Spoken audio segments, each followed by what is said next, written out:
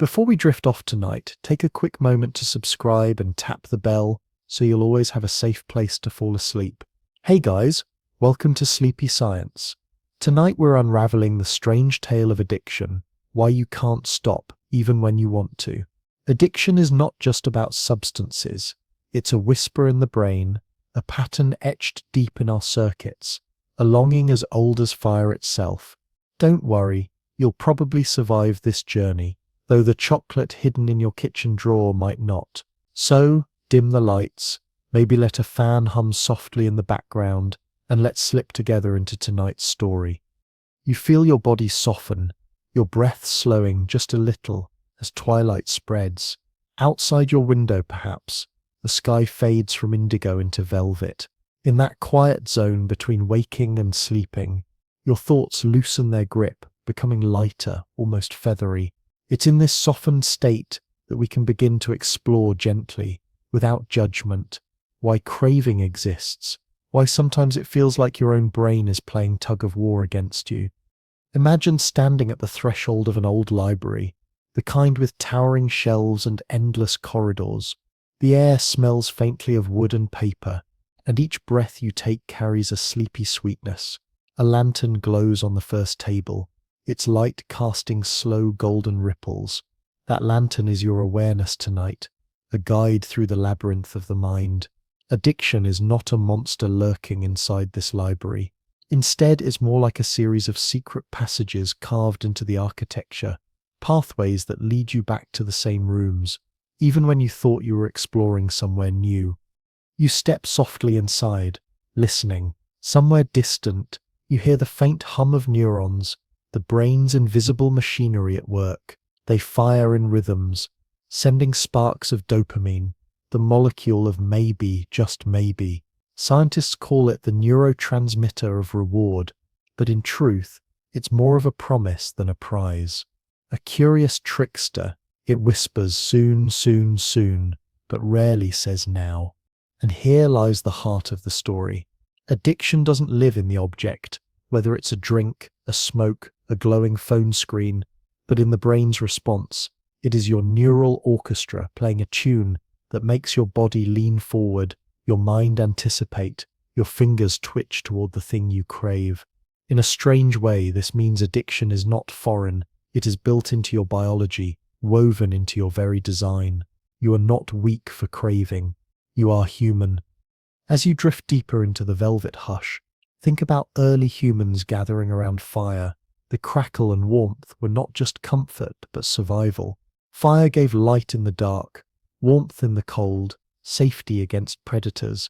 And yet, too much fire burned, consumed, destroyed. This is the paradox. The very tools of survival, when touched again and again, can transform into snares. Addiction is that paradox in modern form, a necessary spark that sometimes becomes a blaze too large to contain. Your eyelids grow heavier, the soundscape around you softens into silence, broken only by your breath. You might notice your chest rising like a gentle tide, falling like the sea pulling back to shore.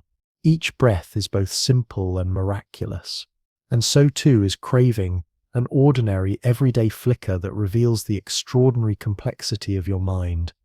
One quirky tidbit: fruit bats, those nocturnal acrobats of the night sky, have been known to get intoxicated from fermented fruit. Picture them wobbling mid-flight, tiny wings flapping out of rhythm, as if they too were lured by invisible promises. Addiction is not uniquely human. It runs through nature like a secret thread. Animals like us can stumble into loops of pleasure and compulsion. Isn't it funny, in a sleepy kind of way, that somewhere in the canopy of a tropical forest, a drunken bat might be experiencing its own miniature craving story?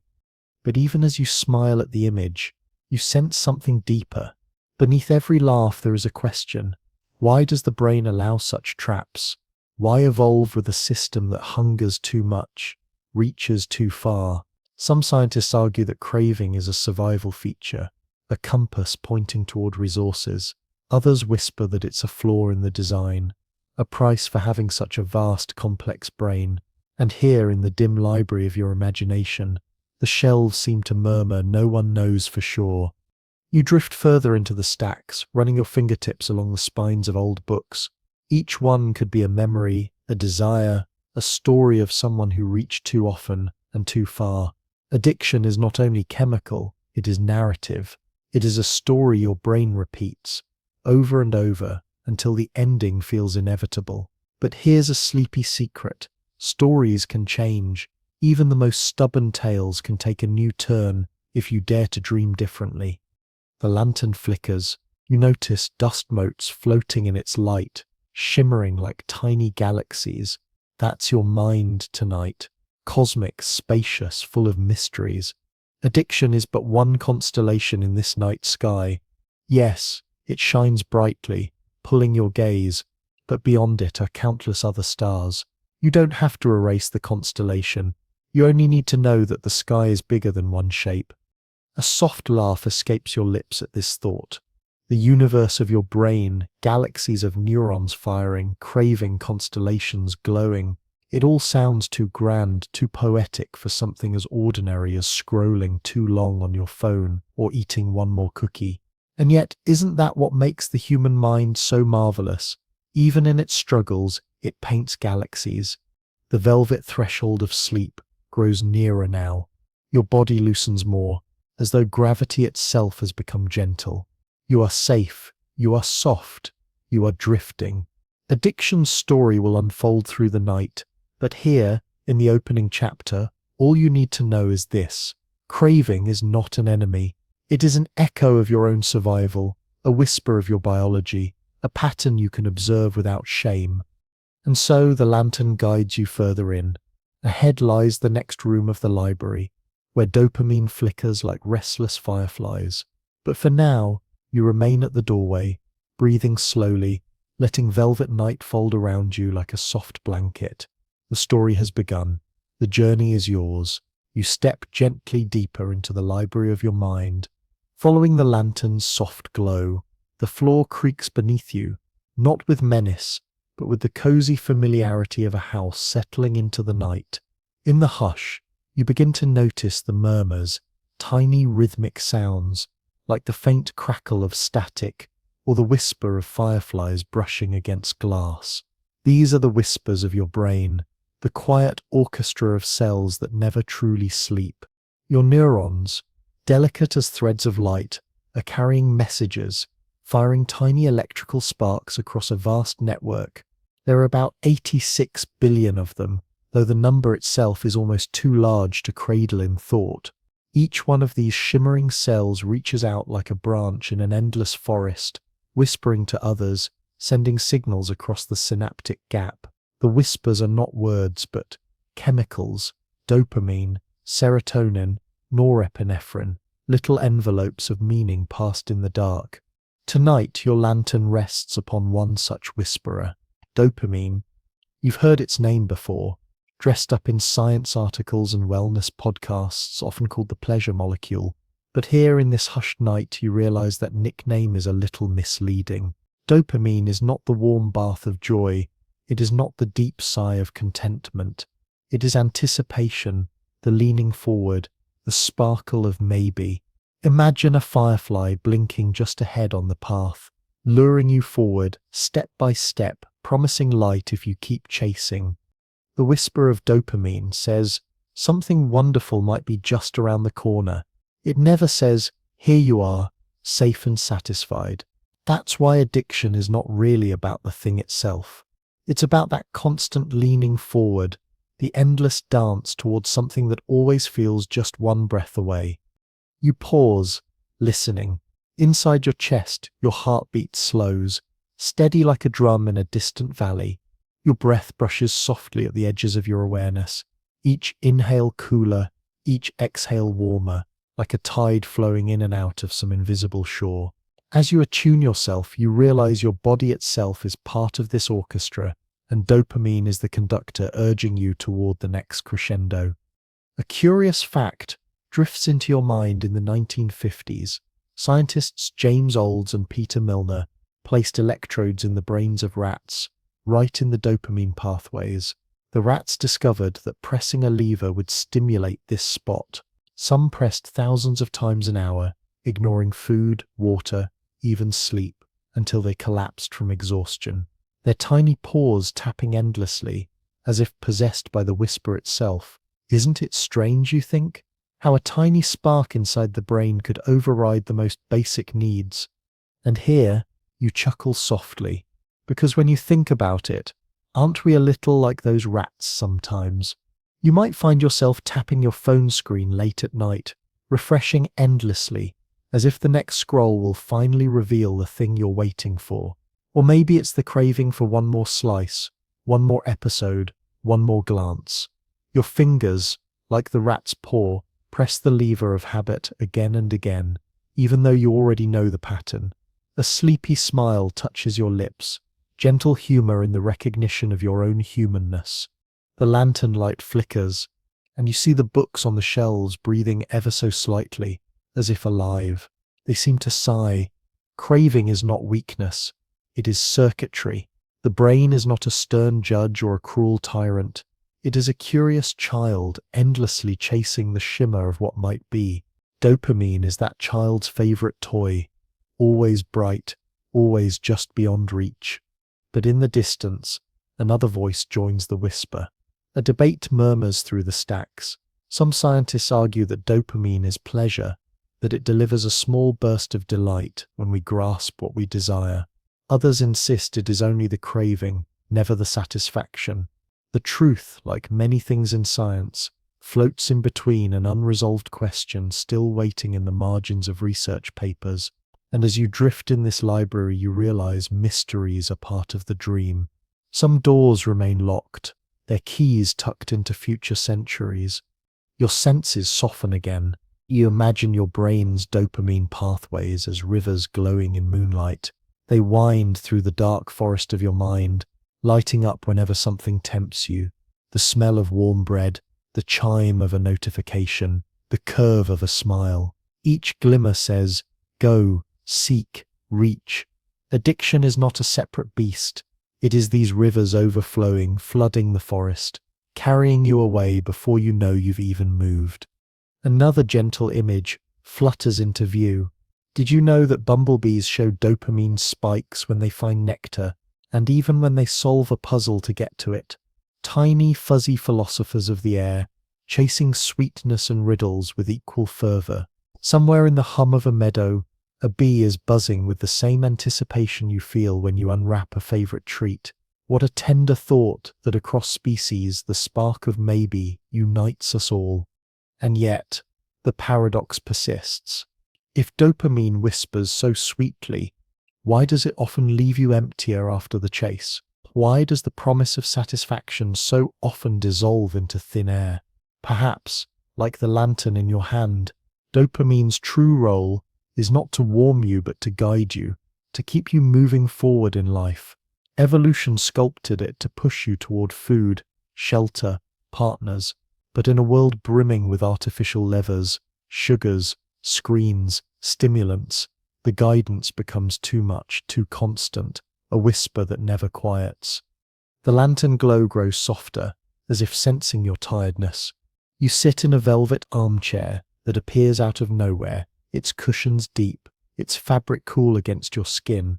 Around you, the whispers continue, not harsh but soothing, like lullabies sung in another language. Your brain is always humming, always lighting its fireflies. Tonight you simply observe. You do not judge. You let the whispers rise and fall, like waves against a shore. And somewhere deep inside, you sense the gentle truth. You are not broken for craving. Your brain is simply doing what it evolved to do, seeking, reaching, leaning forward. Addiction is one extreme of this natural design. And knowing this, just knowing, begins to untangle the shame that so often clings like shadow. The lantern rests in your lap now, its warmth seeping into your palms. Ahead you sense another doorway leading deeper into the story. Beyond it lies ancient memory, the echoes of our earliest cravings, still alive within your modern brain. But you don't rush, you linger here in the whispering brain, letting the hum of neurons cradle you like a lullaby.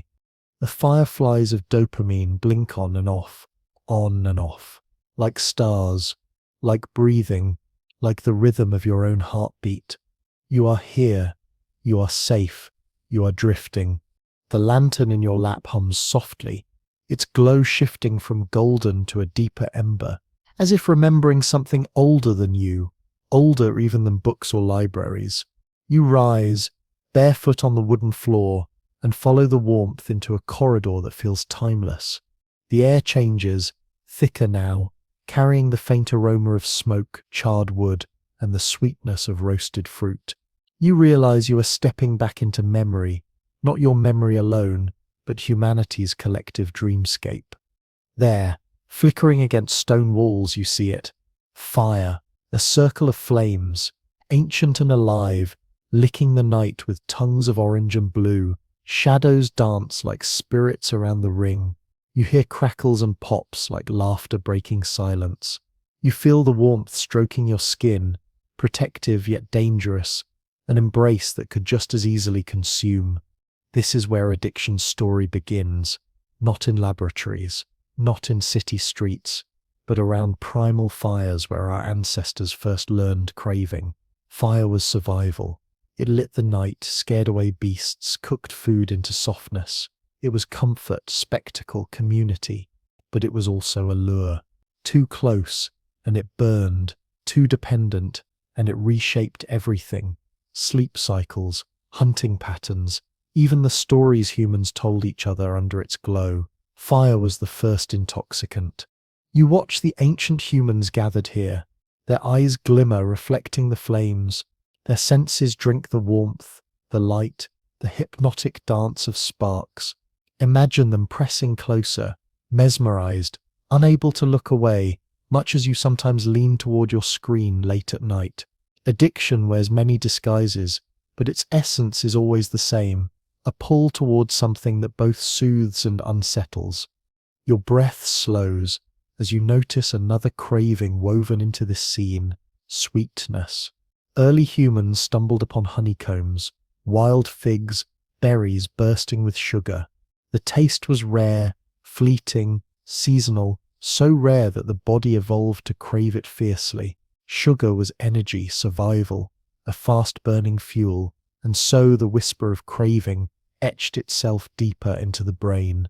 A few bites today could mean the strength to outrun tomorrow's predator. But imagine, for a moment, the wonder: sticky honey dripping golden under the fire's glow, tongues savouring sweetness as though tasting the divine. Here, you smile softly. Because isn't it curious that your modern body, resting in bed, still carries this ancient hunger? A part of you still longs for honey, though it now arrives in glistening wrappers and plastic bottles, endlessly available. What once was rare is now abundant, and abundance transforms survival's whisper into addiction's roar. The flames shift, and you catch the scent of something fermented, perhaps its fruit fallen to the ground, warmed by sun, bubbling quietly with yeast. The ancestors discovered it too, the dreamy dizziness of fermented drink. Anthropologists tell us that humans may have stumbled into alcohol long before agriculture, drinking the accidents of nature, slipping into altered states beside the fire. What must that have felt like? The first rush of intoxication. Did the stars blur? Did laughter grow louder? Did the embers seem to rise into the heavens? You can almost hear their voices echoing in the night, singing, chanting, experimenting with altered states. Addiction was not yet a word. It was ritual, curiosity, maybe even spirituality. And yet, within those experiments, seeds were planted, patterns that remain in you today. The lantern quivers in your hands, and you notice the flames begin to weave themselves into shapes. One spark becomes a bird, another curls into a serpent. You realize the fire is a mirror, showing not only warmth but desire itself. Craving has always been a flame, inviting, dangerous, hypnotic. And like fire, it can warm a life or consume it. A quirky thought drifts in, like a feather on smoke. Did you know that chimpanzees sometimes let fruit ferment before eating it, preferring the gentle buzz it brings? Even our cousins, swinging through forests, taste the allure of altered states. Addiction, then, is not just human. It is primate, mammalian, ancient. It is a spark passed down through the evolutionary chain. Perhaps every creature who ever leaned too close to the fire carries the memory in their cells. The debate flickers in the flames as well. Some anthropologists argue that addiction is not a flaw but an extension of exploration, a side effect of curiosity that once gave us tools, art, and community. Others claim it is a dangerous miscalculation, an evolutionary trap set by biology itself. You watch the flames dance, undecided. They do not answer, they only move. Your senses melt into the scene, yet the crackling sound becomes a lullaby, irregular yet soothing, like rain on a roof. The orange light paints your eyelids even when they close, a soft pulse of warmth. You breathe deeper, imagining yourself as both ancient and modern, sitting beside the fire while holding a smartphone in your lap. Different eras, same craving, the same whisper echoing through centuries. Reach, touch, taste, one more. And then, softly, the fire shifts again. It narrows, folding into a single glowing ember. The ember floats upward, carried like a firefly into the dark corridor of your mind. You follow, lantern in hand, deeper into the library. The ember becomes a symbol, guiding you onward toward the next truth. How the smallest spark of joy repeated becomes a cycle, looping endlessly like waves kissing the same shore.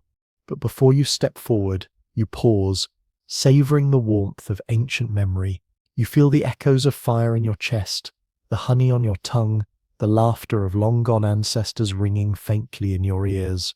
These are not just relics, they are alive in you, shaping every craving, every leaning forward, every restless whisper. Addiction, you realize, is not just modern despair, it is ancient inheritance. And with that thought, you drift deeper, the fire's glow fading behind you as you walk toward the rhythm of waves ahead. The ember you've been following floats like a star through the corridor of your mind, guiding you from the fire's warmth towards something more fluid, more rhythmic. The scent of smoke fades, replaced by salt on the air, cool and briny. You hear the hush of waves, slow, steady, eternal. You step onto a shoreline within your imagination, the lantern in your hand glowing like moonlight. The sand is soft beneath your feet, cooler with each breath of night air. Ahead, the sea stretches into infinity, dark and gleaming, its surface a mirror for constellations above. Each wave rolls in, sighing as it touches the shore, then slides back into the depths, again and again, relentless, comforting, hypnotic. This, you realize, is the rhythm of craving. The brain feels the tug of pleasure, tiny and sparkling, and immediately loops back for more.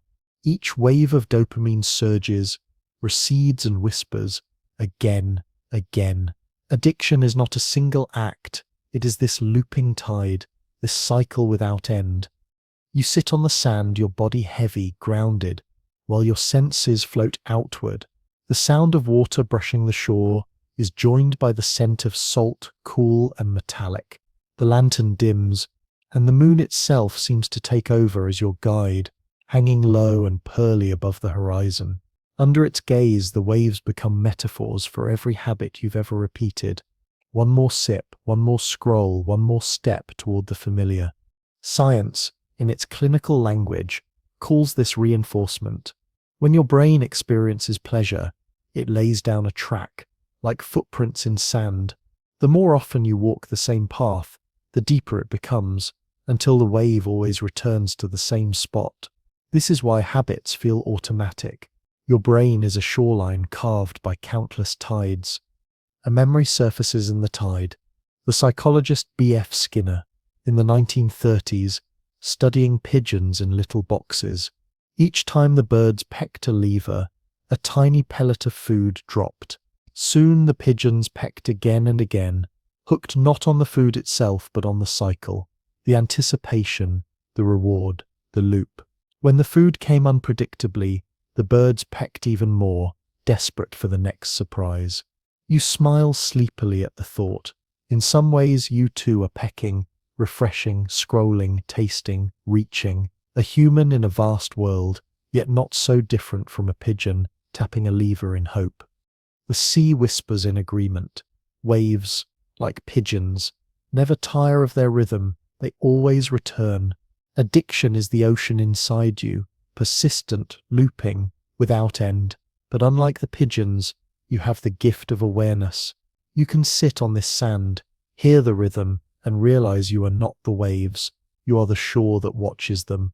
A quirky fact drifts into the scene, playful as driftwood. In Japan, scientists once observed starlings dancing wildly when given small doses of stimulants. They weren't pecking for food.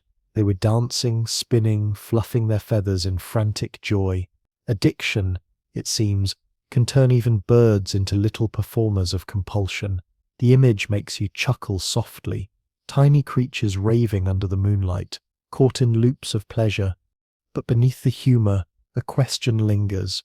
Why is the hook of pleasure so strong? Why does the brain hold on to loops even when they cause harm? Some researchers argue it's simply survival gone awry. Systems designed for food and safety, now hijacked by abundance. Others wonder if there is something deeper, something existential. Perhaps the brain is always searching for transcendence, for escape from the mundane, for sparks of wonder in an ordinary world. The waves roll on, offering no answer, only rhythm, only repetition. The moon climbs higher, casting silver over the water. You notice how the waves leave behind patterns, foamy lace on the sand, intricate and fleeting. These are like the after effects of each indulgence. A taste lingers, a memory burns, a trace is left. The hook is not only in the moment of pleasure, but in its echo. Your brain replays the sparkle, even when the wave has already gone. Addiction is not just about the act, it's about the memory it carves, the ghost of sweetness that calls you back. You lie back on the sand, feeling grains cling coolly to your skin. Above you, the stars wheel slowly, constellations shifting like stories. You recall the fireflies of dopamine from before, blinking in the library. Now they have transformed into stars, endless and unreachable. Craving links earth and sky, body and cosmos, the intimate and the infinite. Each wave is a reminder that pleasure is both fleeting and eternal, both ordinary and cosmic. And as your eyelids grow heavier, you notice something else. The waves are not only loops, they are lullabies. They soothe even as they repeat. And here lies a sleepy truth. The very cycle that traps you can also comfort you, a ritual, a rhythm, a return. Addiction is terrifying in its pull, yes, but it is also familiar, like the sea's whisper. The lantern at your side flickers once more, showing you a glimpse of the next path.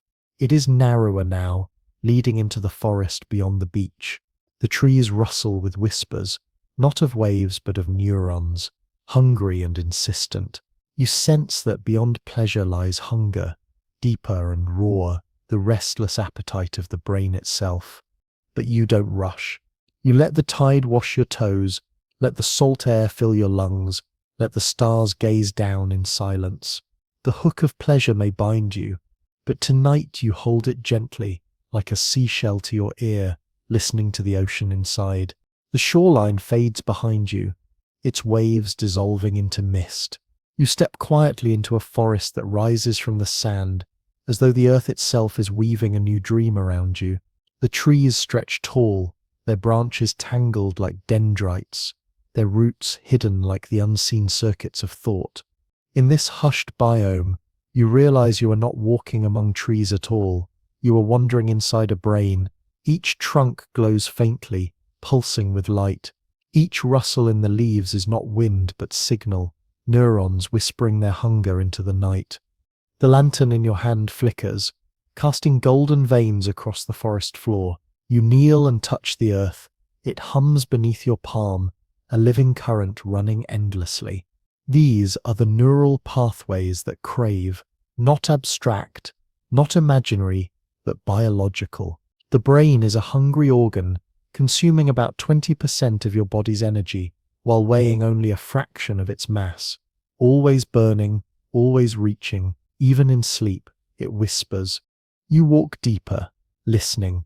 The whispers sharpen into words, not human words, but patterns, firing, sparking, calling.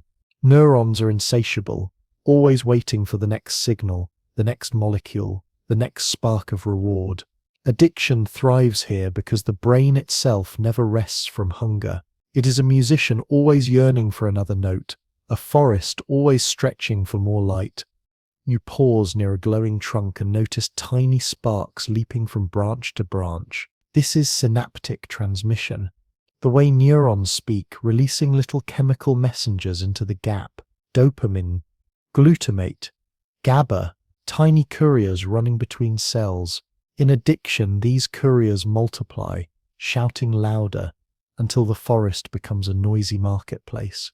You smile gently at the thought. Even the brain has its bazaars, its bustling streets of chemistry, its insistent vendors calling more, more, more. A memory of science joins the scene. In the 1970s, researchers discovered that drugs like cocaine and amphetamines flood the synapse with dopamine, overwhelming the ordinary whisper with a roar. The neurons, drowned in brightness, adapt by pulling back, reducing receptors, numbing sensitivity. This is why pleasure fades, why tolerance grows. The forest is clever, always seeking balance, but in doing so it deepens its hunger. You lean against a tree, hearing its wooden voice sigh, once was enough, now is not. The forest grows thicker, and the whispers press closer, almost like a chant. You notice how familiar this feels. Your own thoughts often like this, one repeating phrase, circling again and again, impossible to silence. The hunger of neurons is not abstract. It's the restlessness you know at midnight, the itch in your palms, the racing thought that insists just once more. And yet, even here there is wonder. Did you know that neurons can stretch across astonishing distances? Some run the length of your leg, whispering signals from spine to toe. Others cluster densely in the hippocampus, weaving memory. The hunger is everywhere, long, short, vast, intricate. Your whole body is a tapestry of cells reaching for connection. Addiction is but one thread pulled too tightly, fraying the edges of the cloth. A quirky thought arrives, light as birdsong. Slugs, yes, even slugs, have neurons that researchers use to study craving. The sea slug Aplasia has neurons so large they can be seen with the naked eye.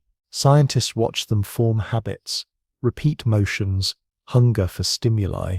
Imagine that, tiny ocean creatures carrying the same restless hunger written in your own cells.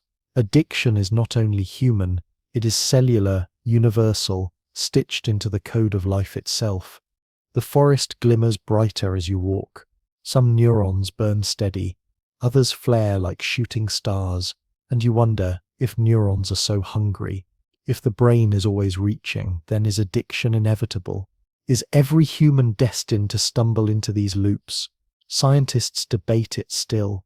Some say yes, the circuits are too old, too deeply carved. Others say no, awareness itself is a lantern that changes the path. Perhaps the hunger can never be erased, but it can be guided, shaped, transformed into something softer. The forest offers no verdict, it only hums. Your senses drink this moment. The hum beneath your feet feels like the thrum of a bass note in music, grounding, steady. The glow in the branches above bathes you in dappled light, like sunlight breaking through leaves at dusk. You feel both small and infinite, a single wanderer in the endless forest of your own biology. The lantern warms in your hand, reminding you of your role, not victim, not master, but observer. Tonight you walk gently among your neurons, hearing their hunger without judgment. You see how addiction is not a moral flaw, but a natural intensity of this hunger, amplified until it drowns out other whispers. And you realize, awareness is already a kind of nourishment. Ahead, the forest thins. Beyond it lies something narrower, darker. a corridor that feels like a cage. You sense the next step of the journey, when hunger becomes repetition, when craving builds walls around freedom. The cage of compulsion waits. But for now, you linger here, listening to the forest breathe, each neuron whispering its small prayer for connection. The hunger is not evil. It is simply life, calling softly in the night. The forest of neurons behind you grows dim, its whispers fading into a low hum. Ahead the path narrows, the trees pressing closer until their branches knit into bars. At first you think it's just the shape of the forest, but as your lantern flickers you see it clearly, a cage, not of iron, not of stone, but of repetition itself. Each bar is carved from routine, polished smooth by endless hands reaching the same way again and again. You step closer, and the air shifts. Heavier now, it carries the scent of metal and damp stone, though no iron is truly here. It's the smell of confinement, of stale breath within closed walls, and you realize this is what craving becomes when hunger calcifies. A habit once light as a whisper has hardened into architecture. Addiction builds its own cathedral, its own prison, all from the same material, your own neural loops. You touch a bar, and it vibrates under your fingertips. Not cold, but warm, pulsing, alive. Each bar hums with memory, the repeated act, the ritual you've performed countless times. At first it was choice, then it became ritual, and now it is compulsion. You might even laugh softly at the irony. You built this cage yourself, one gesture at a time, and yet now it seems to hold you captive. Science has a name for this narrowing habit circuitry. The basal ganglia deep inside your brain are like the architects of routine. They carve shortcuts so you don't need to think, brush your teeth, tie your shoes, reach for the phone, automatic, efficient. But when addiction enters, these same circuits hijack freedom. What once saved you energy now traps you in cycles. It's not malice, it's machinery. Your brain doesn't know the difference between healthy repetition. It only knows, repeat what felt rewarding before. You close your eyes, listening. Inside the cage, you hear pacing footsteps, echoing endlessly. Compulsion is a restless animal, circling. It doesn't roar. It scratches softly at the edges of awareness. It says, just once more, just again, just a little longer. Always gentle, always insistent, like the drip of water carving canyons through stone. Compulsion is patient. And here you pause, breathing in the strange comfort of this space, because even though it feels like a cage, it also feels familiar. There is safety in repetition, isn't there? A ritual gives predictability, structure, even if it confines. That paradox makes you smile sleepily. The very thing that imprisons also soothes. Addiction is not a villain in a black cloak. It is a lullaby sung too many times, until it drowns out all other songs. A curious fact drifts into your mind. Scientists once studied lab monkeys, given access to self-administer drugs like heroin or cocaine. Many pressed the liver compulsively, even when food and water were nearby, even when their health declined. Their world shrank to a liver and a rush. What began as choice dissolved into a cage, yet not all monkeys succumbed. Some resisted, some balanced, some walked away. Even here, compulsion is not absolute. It bends differently for each living mind. And you wonder, if compulsion is a cage, then where does choice end and where does imprisonment begin? Philosophers wrestle with this too. Is free will real, or is it just a story you tell yourself while your neurons fire their predetermined paths? Perhaps addiction is the clearest example of this mystery. The moment when freedom feels illusory, when even your hands surprise you with what they reach for. The lantern in your hand glows brighter, as though answering. Its light seeps between the bars, reminding you that cages are never total. Even in compulsion, awareness glimmers. A small laugh escapes you, gentle, wry. Because really, what is a cage but a shape with gaps? The bars never touch. Light always finds its way through. A quirky image appears in your drifting mind. a hamster running endlessly in a wheel, round and round, never realizing the wheel is optional. Addiction can feel just like that, but then you imagine the hamster hopping off, curling up in sawdust, closing its eyes. Even cages have exits. Even loops can pause. That thought lingers like a lullaby. You are never fully trapped. Your senses grow softer now.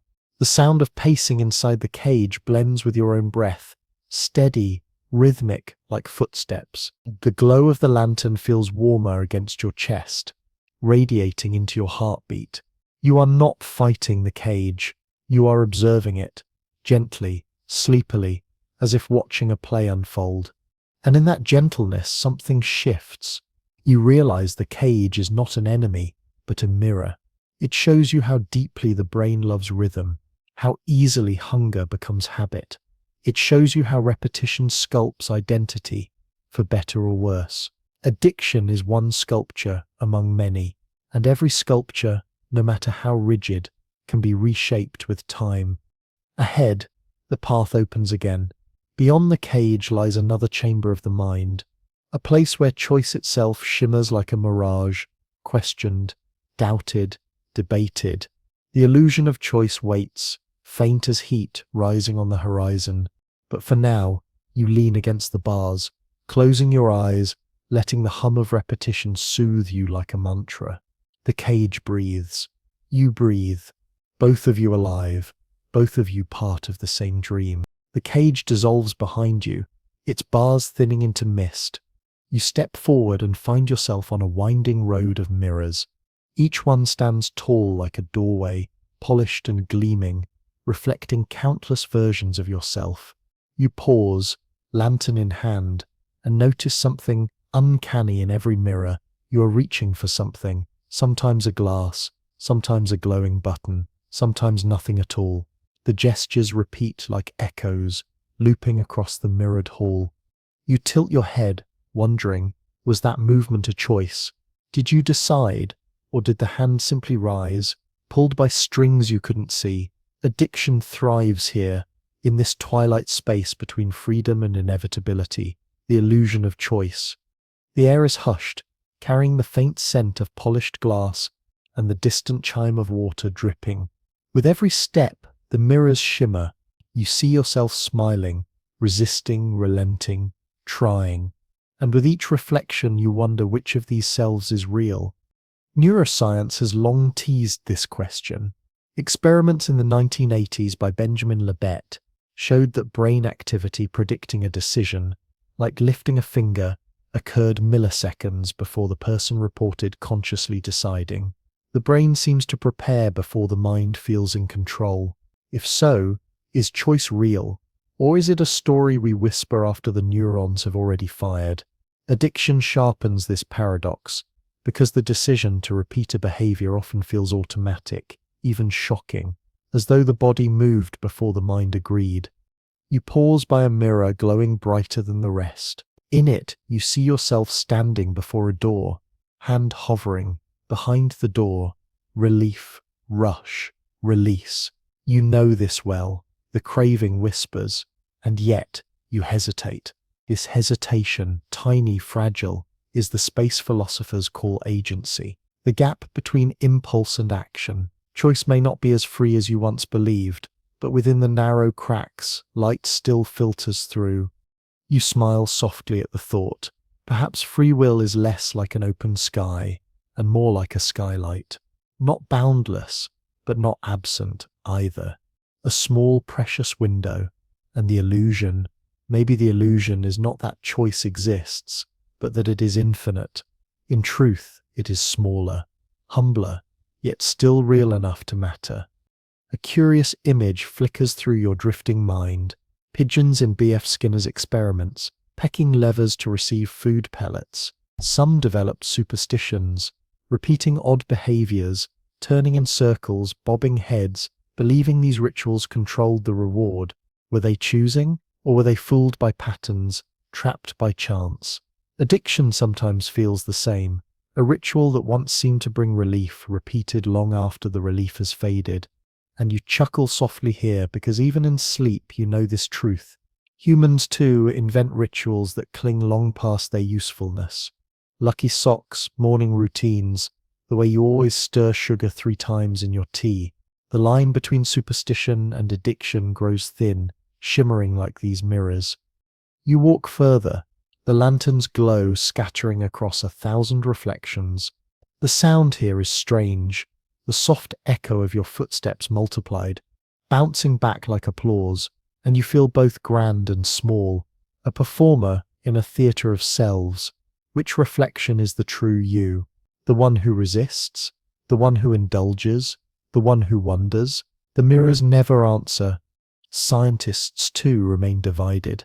Some argue that addiction erodes choice entirely, that the compulsion overwhelms, that autonomy collapses. Others insist the possibility of choice always remains, however narrowed, however hidden. The debate itself is a mirror hall, endless, unresolved. And so you linger in mystery. Perhaps the truth is not binary. Perhaps freedom is a spectrum, not a switch. You are neither fully free nor fully bound, but drifting somewhere in between, an actor guided by scripts of biology and whispers of possibility. The lantern warms in your hand, grounding you. You realize the mirrors, for all their illusions, also remind you of something gentle, that you are not only the self who falters, you are also the self who wonders, the self who pauses, the self who sees. Even in addiction, the act of noticing is a kind of freedom. The skylight opens a little wider. The mirrors thin now, melting into the air. Ahead, you glimpse a new landscape, vast fields where lights twinkle like constellations. This is the reward circuit, where cravings ignite fireworks across the brain. The next part of the journey calls, sparkling with promise and peril. But before you step forward, you linger once more in the mirrored hall. You press your hand against the glass, watching your reflection breathe with you. Illusion or not, you feel its warmth. And in that warmth, a soft truth hums. You are more than compulsion, more than reflection. You are the dreamer walking through the dream. The mirrored hall fades, its silver frames dissolving like mist in sunlight. Ahead, the world brightens, alive with 1,000 sparks. You find yourself standing in a valley of glowing fireflies, pulsing in rhythm, rising and falling like breath.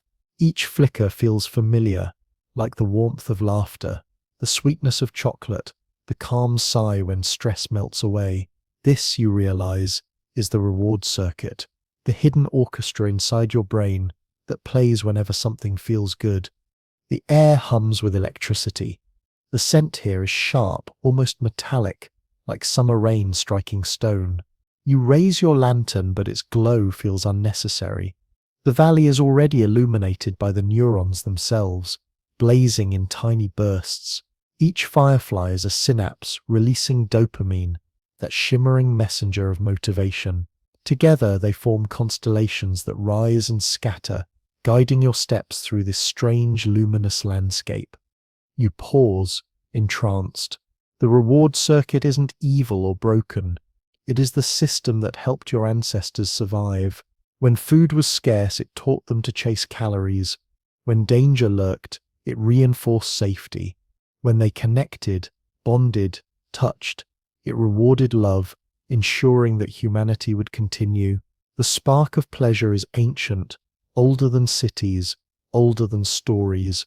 Without it, life itself would wither. But addiction knows how to play this orchestra too well. Instead of a balanced melody, it floods the valley with trumpets and drums, drowning out the subtler instruments. A sip, a click, a pill, a puff, whatever the source, the dopamine surges too high, too fast, overwhelming the system. The fireflies burn brighter than the stars, so bright they sear your vision. And then, as always, the light dims, leaving you in shadow, hungrier than before. You walk deeper, hearing the rhythm of the valley. It is not random, it pulses in patterns, a kind of music. Scientists have mapped it. The ventral tegmental area, the nucleus accumbens, the prefrontal cortex. Together they form the triangle of craving, anticipation, and satisfaction. When one flickers, the others echo. Like musicians passing notes back and forth, they play the song of desire. A curious tidbit drifts into your dreamy thoughts. Did you know rats, when given a lever that directly stimulates this circuit, sometimes press it until they collapse from exhaustion? Food ignored, sleep abandoned, water forgotten. Just press, just spark, just again. Their valley of fireflies burns until nothing remains. And yet, other rats resist. Some explore, some rest, some pause. Even here, variability reigns. Biology is not destiny, but a dance of tendencies. You smile at the thought, though your eyes grow heavy watching the fireflies swirl. It is almost beautiful, this circuit, a reminder that pleasure itself is not an enemy, only balance lost. Addiction is not joy, it is joy amplified, distorted, repeated until it breaks its own song. The valley swells with light, and you imagine your own life threaded through it. The laughter you cherish, the meals you savor, the hugs that soften your chest, all of them glowing from the same circuitry. Addiction doesn't invent joy, it borrows it, rushes it, steals it too quickly. And you wonder, is recovery not about rejecting the circuit, but about reteaching it slower songs, about letting the fireflies find their natural rhythm again? A soft laugh escapes you, almost ironic. Your brain is both conductor and audience, playing music for itself, then applauding. What a strange design, what a sleepy little paradox. You chuckle, then exhale, letting the sound fade into the hum of the valley. The fireflies rise higher, forming a shimmering bridge across the night sky. You sense the next stage of the journey. Beyond reward lies loss, the shadow that follows light. The landscape shifts toward withdrawal, the valley narrowing into darker canyons. But for now, you remain still, watching the fireflies dance. Their rhythm slows, softer now, like lullabies. And as your eyelids grow heavier, you realize the reward circuit is not your enemy. It is a fire waiting to be tended, a music waiting for gentler songs. The valley of fireflies fades behind you, their light dimming until only a faint glow remains at the edges of your memory. Ahead, the air grows cooler, heavier, as though the world itself has exhaled and forgotten to breathe again. You descend into a canyon where shadows pool like water, thick and restless. This is the shadow of withdrawal, the place the reward circuit leaves behind when its music falls silent. The first thing you notice is the silence. No chirp of insects, no hum of neurons singing in joy, only a dull throb echoing through the canyon walls. Your lantern flickers, but even its glow feels muted here. The air smells of damp stone, and the sound of your own breath is louder than anything else. You step carefully, aware that this landscape is not empty, but filled with absence. Withdrawal is not a presence, but a hollow, a hunger sharpened by contrast. When the brain grows used to a surge, its absence feels like drought, and like a drought, it touches everything. Mood, body, spirit. Anxiety sharpens. Sleep fractures. Muscles ache. The body cries out, "Where is the spark that once filled me?" Science whispers here, its voice echoing through the canyon. When dopamine plummets after artificial highs, the brain's balance is disrupted. Other messengers, noradrenaline, cortisol, flood in, restless, unquiet.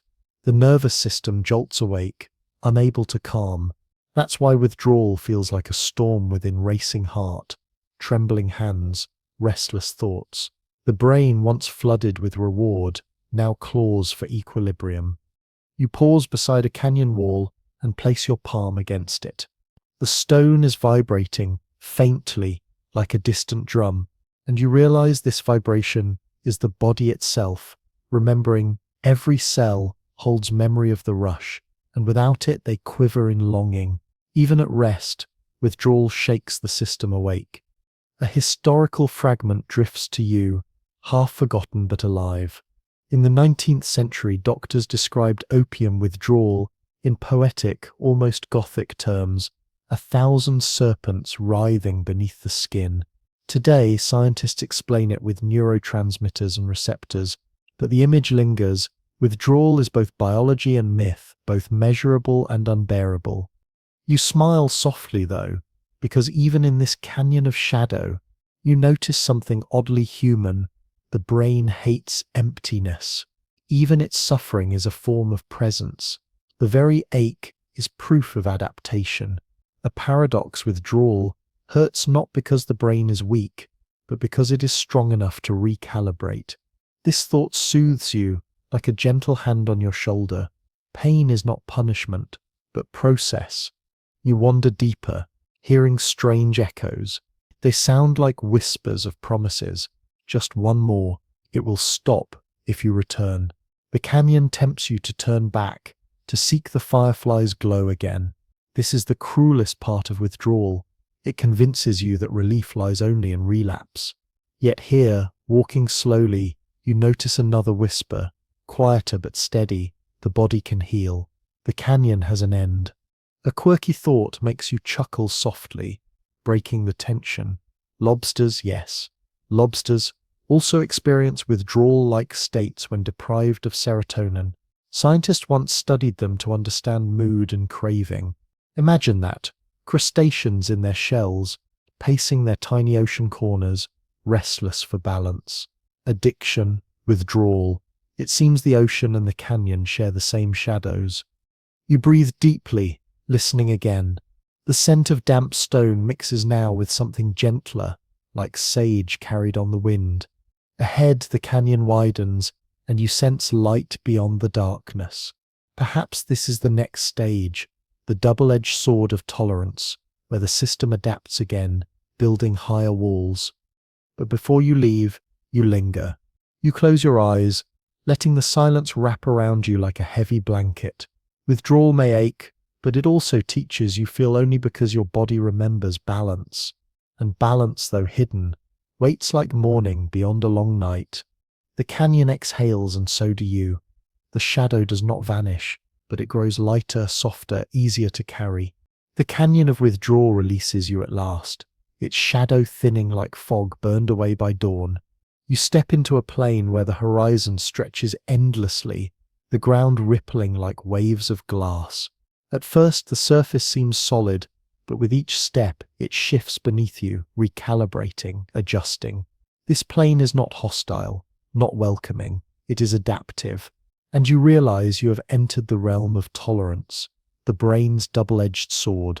The air here is clear, almost too clear, carrying a sharp chill that makes you hyper-aware of each breath. You hear faint ringing in the distance, like tuning forks struck and held. Every sound seems stretched, elongated.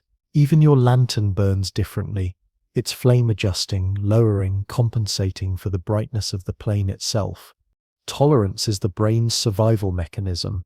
When repeated floods of stimulation arrive, the system recalibrates. Too much dopamine? The receptors retreat, fewer in number, harder to excite. Too frequent a spark? The neurons dampen their response. What once was thrilling becomes ordinary. What once sufficed now feels weak. It is not cruelty, it is balance. The nervous system always seeks homeostasis, like a ship adjusting its sails against an endless wind. You kneel and touch the shimmering ground. It feels alive, shifting under your fingers.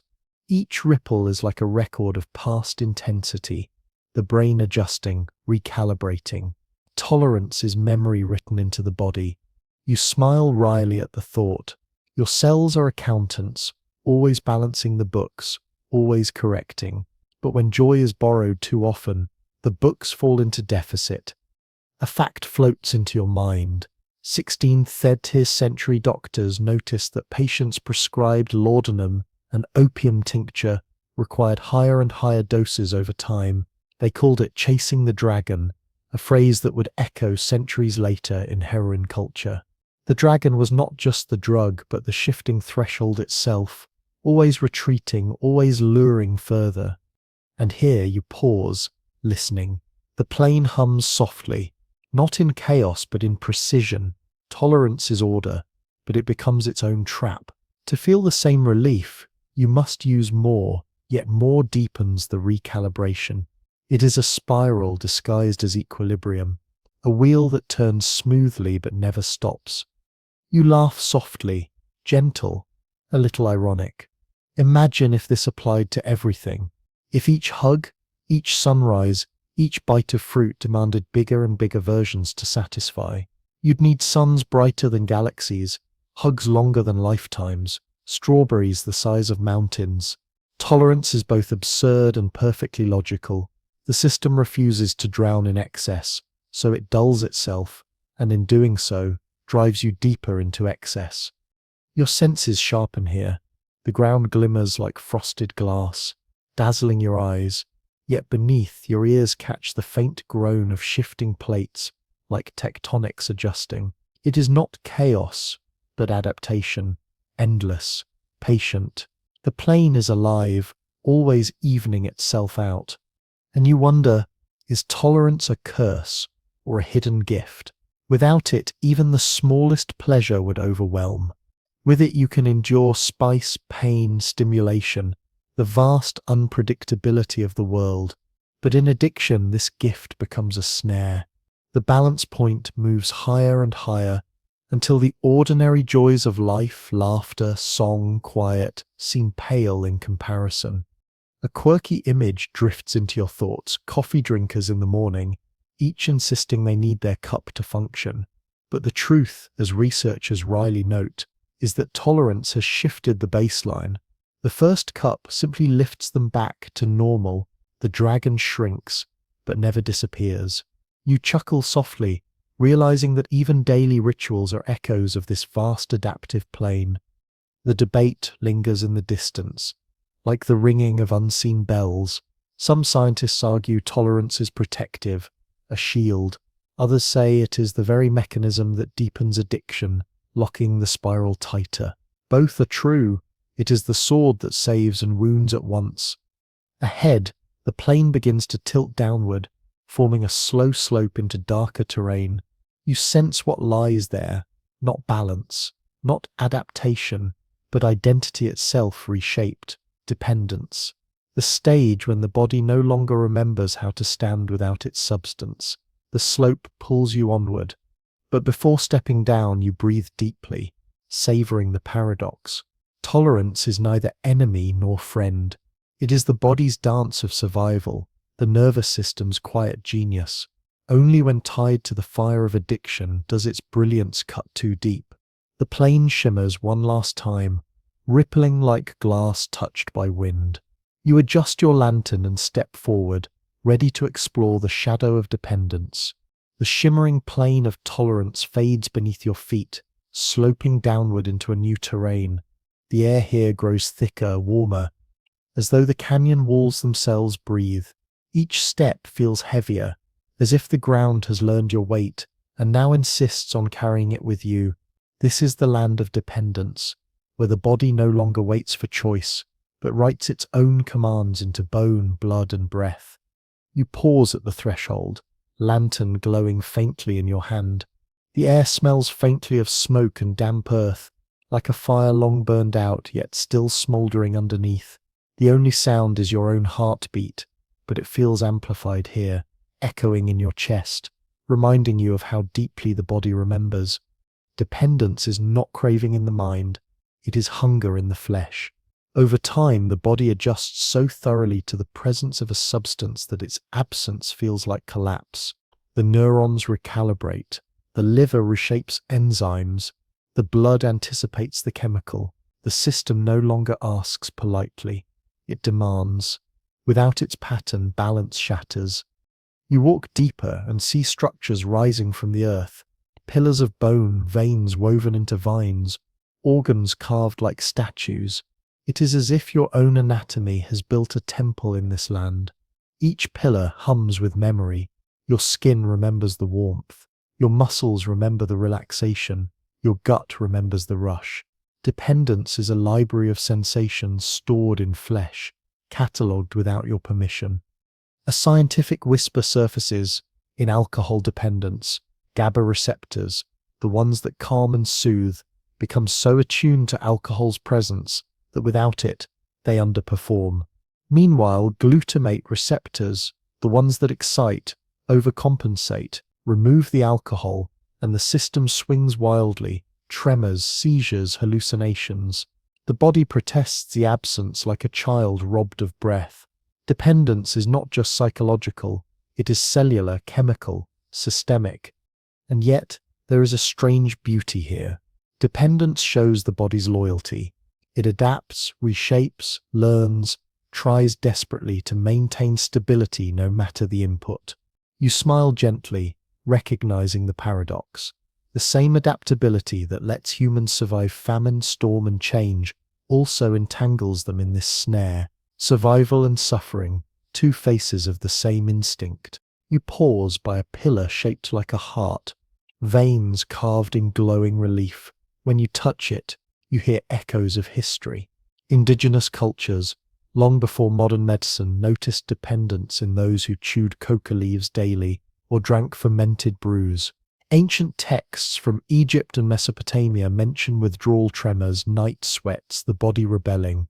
Dependence is not new, it is ancient, woven into the human story. A soft laugh escapes you, carried by the stillness. Even caffeine that morning, ritual so casually accepted, creates dependence. Stop drinking it suddenly, and headaches bloom, fatigue drags, irritability lingers. The same circuitry, the same temple of memory, just gentler in its demands. You chuckle at the image, armies of people stumbling through offices, their temples whispering for coffee, their dependence hidden behind ceramic mugs. The debate flickers here too. Some argue dependence is purely physical, separate from addiction. Others say they are threads of the same fabric, impossible to untangle. Is dependence simply the body's echo of tolerance, or is it its own sovereign state? The answer remains misty, shifting like the air in this temple. Your senses absorb the space. The glow of your lantern seems softer yet steadier, as though dependence itself offers fuel for the flame. The hum of blood in your ears syncs with the rhythm of the pillars around you, a reminder that you are not apart from this place, you are this place. And still, there is a doorway ahead. You see it shimmering at the far end of the temple, carved in light and shadow. Beyond it lies something deeper, darker, the loss of self, when dependence grows teeth and consumes identity. That territory is called addiction proper, the loss of control, the theft of choice, the reshaping of the self. But for now, you linger. You breathe into the temple of your own body, recognizing dependence not as betrayal, but as proof of resilience.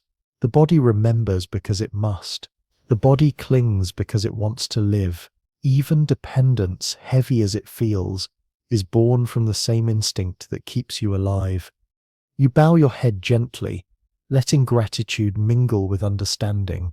The temple hums, the vines of veins glow faintly, and you walk onward, ready to face the next chamber of the dream. The temple of dependence recedes behind you, its glowing veins fading into darkness. Ahead, the air feels different, heavier, charged, like a storm about to break. You step through the shimmering doorway, and at once, the world shifts. The ground here is not solid. It ripples like water, yet refuses to let you sink. Each step feels like walking across a mirror that bends beneath your weight, distorting your reflection with every move. This is the realm of addiction itself, the place where craving seizes the wheel, where control dissolves into illusion. Your lantern trembles in your hand. Its flame dances wildly, as if unsure whether to shine or retreat. The air tastes metallic, sharp on the tongue, and smells faintly of ozone, as though lightning has passed through only moments ago. The atmosphere is restless, a place vibrating with both urgency and surrender. Addiction is no longer about tolerance, no longer about dependence alone. It is about compulsion so strong that choice unravels. Here, the circuits of reward and survival fuse, and the brain begins to mistake the substance or the behavior for life itself. Just as the lungs insist on air, the addicted brain insists on the next rush. You see figures moving across the mirrored ground. At first you think they are other travelers, but as you draw closer, you recognize them as versions of yourself. fragments of identity caught in loops. One bends endlessly toward a cup, another reaches forever for a glowing screen, another stares blankly into the distance, waiting. None look up, none see beyond their pattern. They are not villains, they are trapped dancers, repeating steps choreographed by circuitry. A scientific truth flickers across your thoughts. Brain scans of those with substance use disorders show reduced activity in the prefrontal cortex, the region of judgment and decision-making. Meanwhile, the limbic system, the emotional engine, flares with overactivity. It is like a car with the accelerator pressed down and the brakes cut loose. Loss of control is not weakness. It is architecture overwhelmed. You pause, watching the fragments of self. The mirrored ground beneath them is cracked where they tread, yet they never fall through. Addiction props them up even as it breaks them. A paradox you can almost laugh at, softly. The very thing that shatters the self also sustains its illusion, like scaffolding around a crumbling building, holding it upright while the walls erode. And yet, even here, the humanity shines. Did you know that archaeologists have found traces of fermented beverages in pottery shards dating back 9,000 years? Humans have danced with intoxication since the dawn of culture.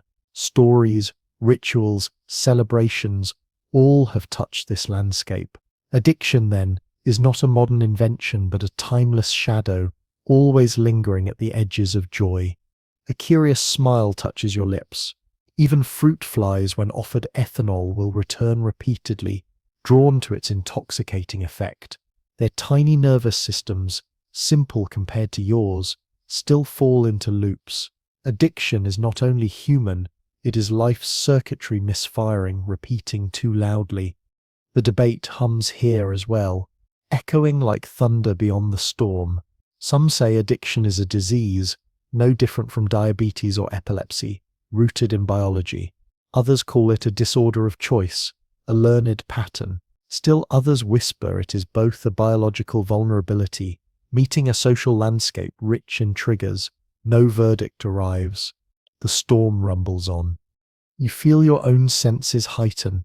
The mirrored ground beneath you reflects your face in strange distortions. Eyes too large, smile too wide, hands outstretched toward nothing. It is unsettling, yet mesmerizing. The hum of compulsion beats in rhythm with your pulse, steady, insistent. You know this feeling, in one form or another. Everyone does. The pull to repeat, even when you whisper no. And yet, the lantern steadies in your hand. Its flame, though restless, refuses to extinguish. You realize, even in the heart of addiction, awareness still flickers. Small, fragile, but alive. The versions of yourself circling endlessly are not all that you are. You are also the observer, the dreamer walking among them. Control may falter, but consciousness endures. Ahead, beyond the storm, you glimpse another passage, its glow softer, golden. This path does not promise relief but reflection. It leads toward the roots of vulnerability, genetics, environment, history, the subtle forces that shape who falls into the spiral and who resists. But before you leave, you linger, listening to the storm hum above. Addiction proper is neither monster nor moral failure. It is circuitry, tangled, identity frayed, choice narrowed. It is terrifying, yes, but also deeply human. And in naming it, in seeing it, you feel a strange calm. The storm is not endless. You take a deep breath, steadying the flame, and step toward the golden glow. The storm of addiction softens behind you, its thunder fading into a distant murmur. Ahead, the golden glow you glimpsed earlier spreads like dawn across a hidden garden. You step carefully, lantern lifted, and feel the ground firm beneath your feet again. Here, the mirrored instability of compulsion gives way to earth, to roots coiled deep in shadow and light. This is where vulnerability grows, the hidden soil of predisposition, both fragile and fertile. The air is sweet here, carrying the faint fragrance of blossoms mixed with damp loam. You hear a gentle trickle of water, like a brook weaving quietly through moss.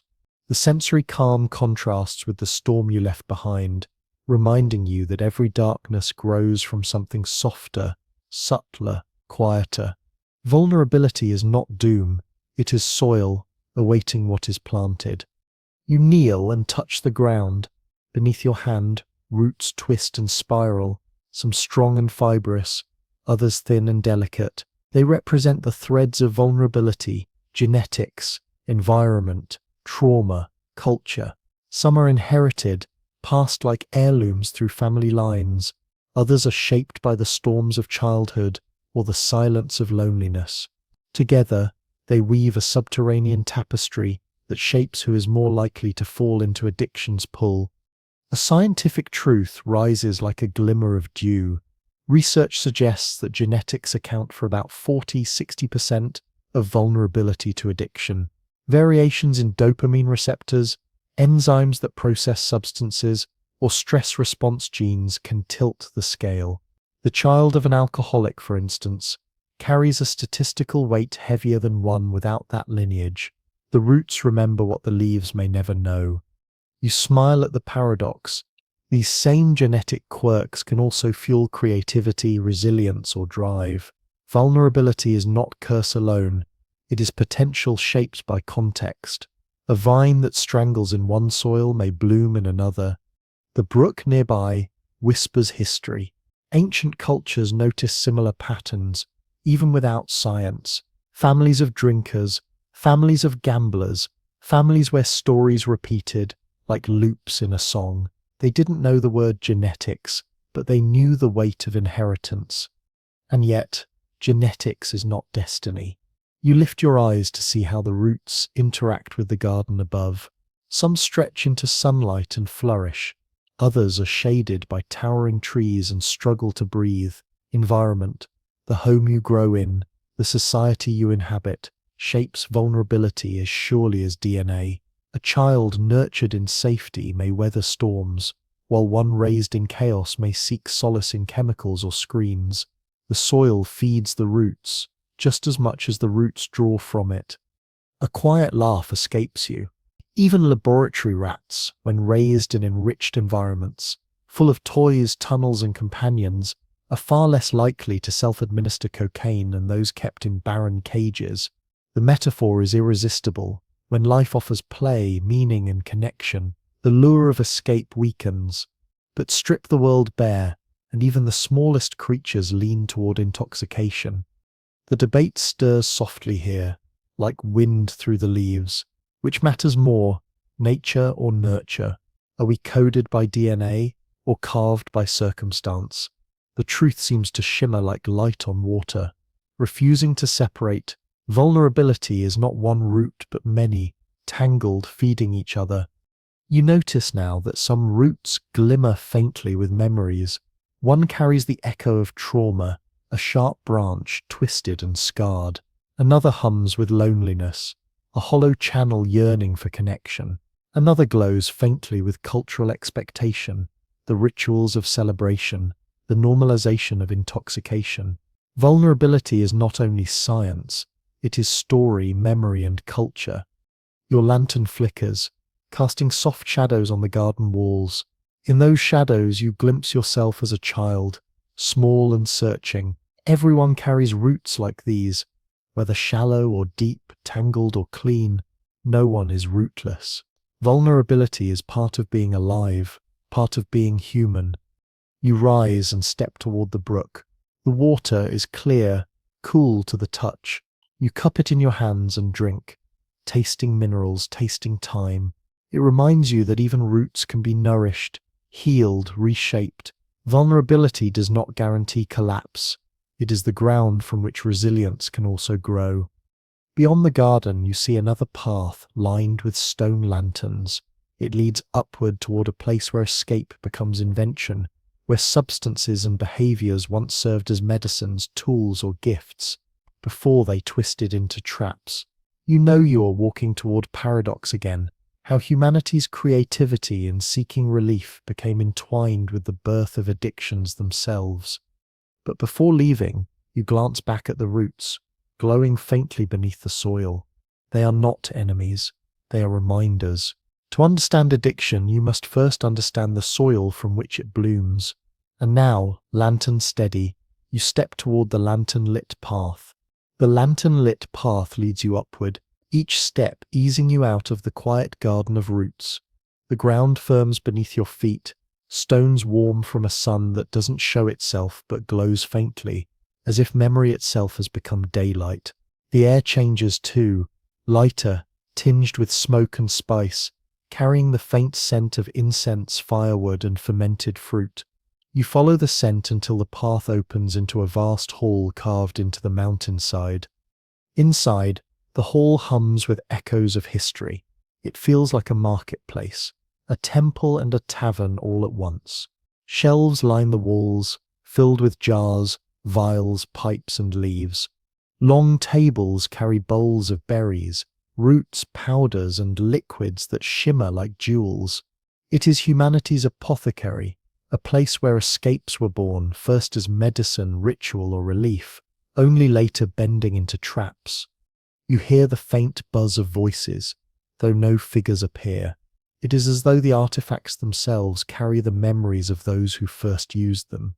You lean closer to one jar filled with dried poppy husks, their petals faded but still faintly fragrant. A whisper rises. Mesopotamian scribes, over 3,000 years ago, called it the joy plant, a balm for pain, a comfort for sleepless nights. You picture hands crushing seeds, boiling them into bitter brews, offering relief to the suffering. Medicine, yes, but also a door left ajar. Your lantern light glances off another table, this one holding slender pipes carved from bone and clay. The air around them smells faintly of burnt herbs. A softer voice echoes, tobacco, smoked in sacred rituals by indigenous peoples long before it spread across oceans. At first a bridge to spirit, a prayer lifted in smoke, but carried into commerce, it hardened into habit, into craving, into global addiction. What began as sacred became commodified, and the escape became trap. You wander deeper, and pause at a gleaming bowl of cacao beans, their rich aroma thick and sweet. Mayan and Aztec civilizations drank them as bitter chocolate, a stimulant for warriors and nobles. Coffee berries appear beside them, their roasted scent rising like dawn itself. For countless mornings, coffee was an ally against fatigue, sharpening focus, warming gatherings. And yet you smile softly, stop drinking suddenly, and headaches creep in, irritability blooms. Even the gentlest allies leave their mark. A strange paradox glows at every corner of the hall. Alcohol, first brewed from honey and fruits by early farmers, used in rituals, celebrations, offerings to gods. Coca leaves, chewed by Andean peoples for stamina at high altitudes, easing hunger and fatigue.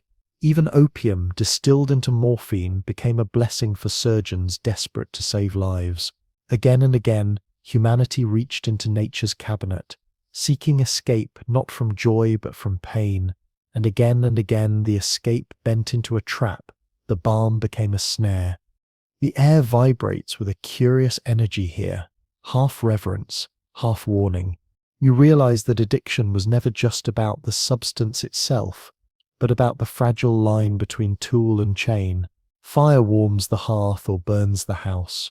Knives carve bread or wound the hand. Substances, too, hover between medicine and menace. A scientific reflection surfaces like a glimmer on glass. Dopamine, the messenger of reward, responds not only to pleasure, but also to relief from discomfort. The brain doesn't distinguish neatly between feeling good and feeling less bad. This is why escapes are so enticing.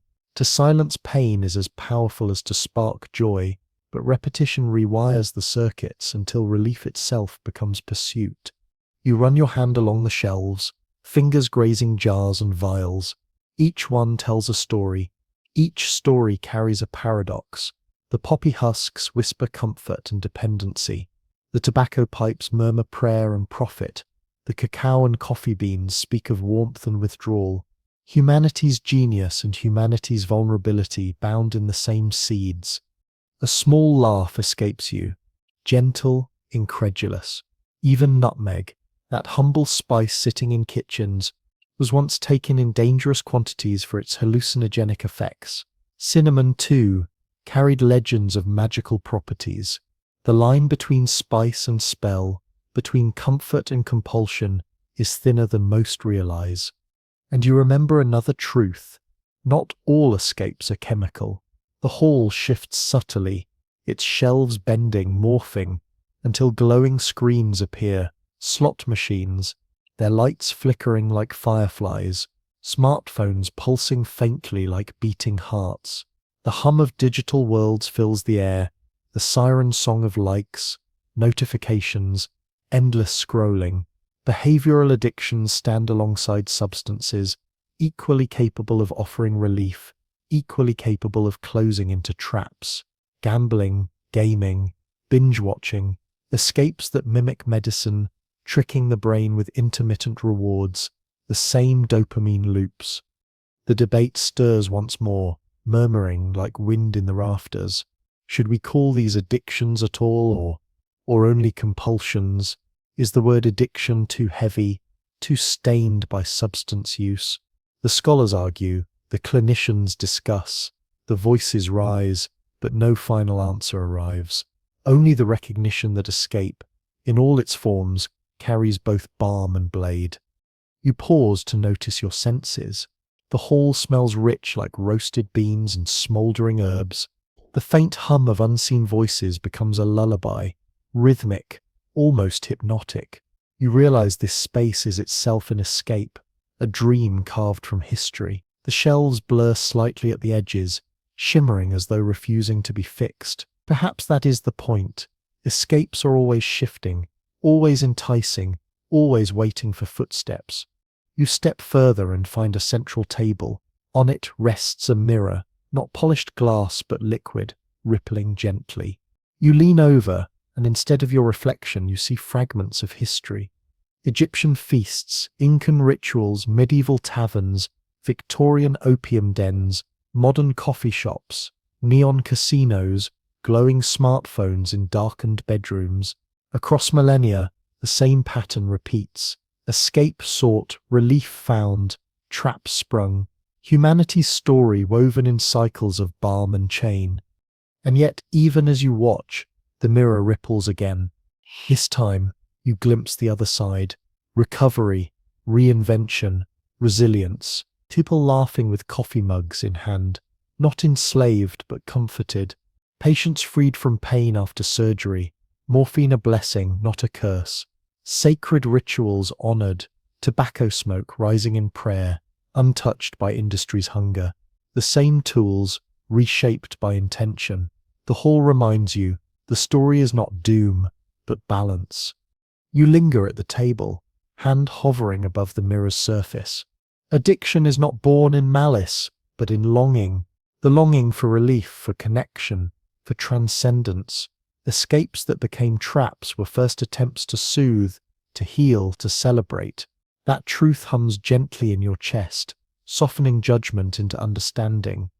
The lantern glows brighter in your hand, reflecting in the mirror like a small sun. You rise and look toward the far end of the hall. Another doorway waits, this one framed in stone, carved with spirals.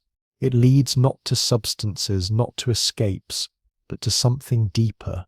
The role of culture itself, how societies shape not only what escapes are offered, but how they are judged, ritualized, or criminalized. But before you step forward, you glance back one last time. The jars, the beans, the pipes, the glowing screens, all whisper in unison. A chorus soft and knowing. We began as medicine, but medicine can become cage. You bow your head, honoring the paradox, and move on. The spiraled stone doorway accepts you gently, and as you step through, the mountain hall of substances dissolves into a wide, open plain. The air here feels vast and shifting, carrying scents of smoke from distant fires, salt from nearby seas, and incense from unseen temples. Cultures converge in this horizonless space, each leaving trails of music, laughter, ritual, and lore. This is the realm of culture, the invisible architect of how escapes are offered, honored, or condemned. You walk forward slowly, lantern casting long shadows across the shifting ground.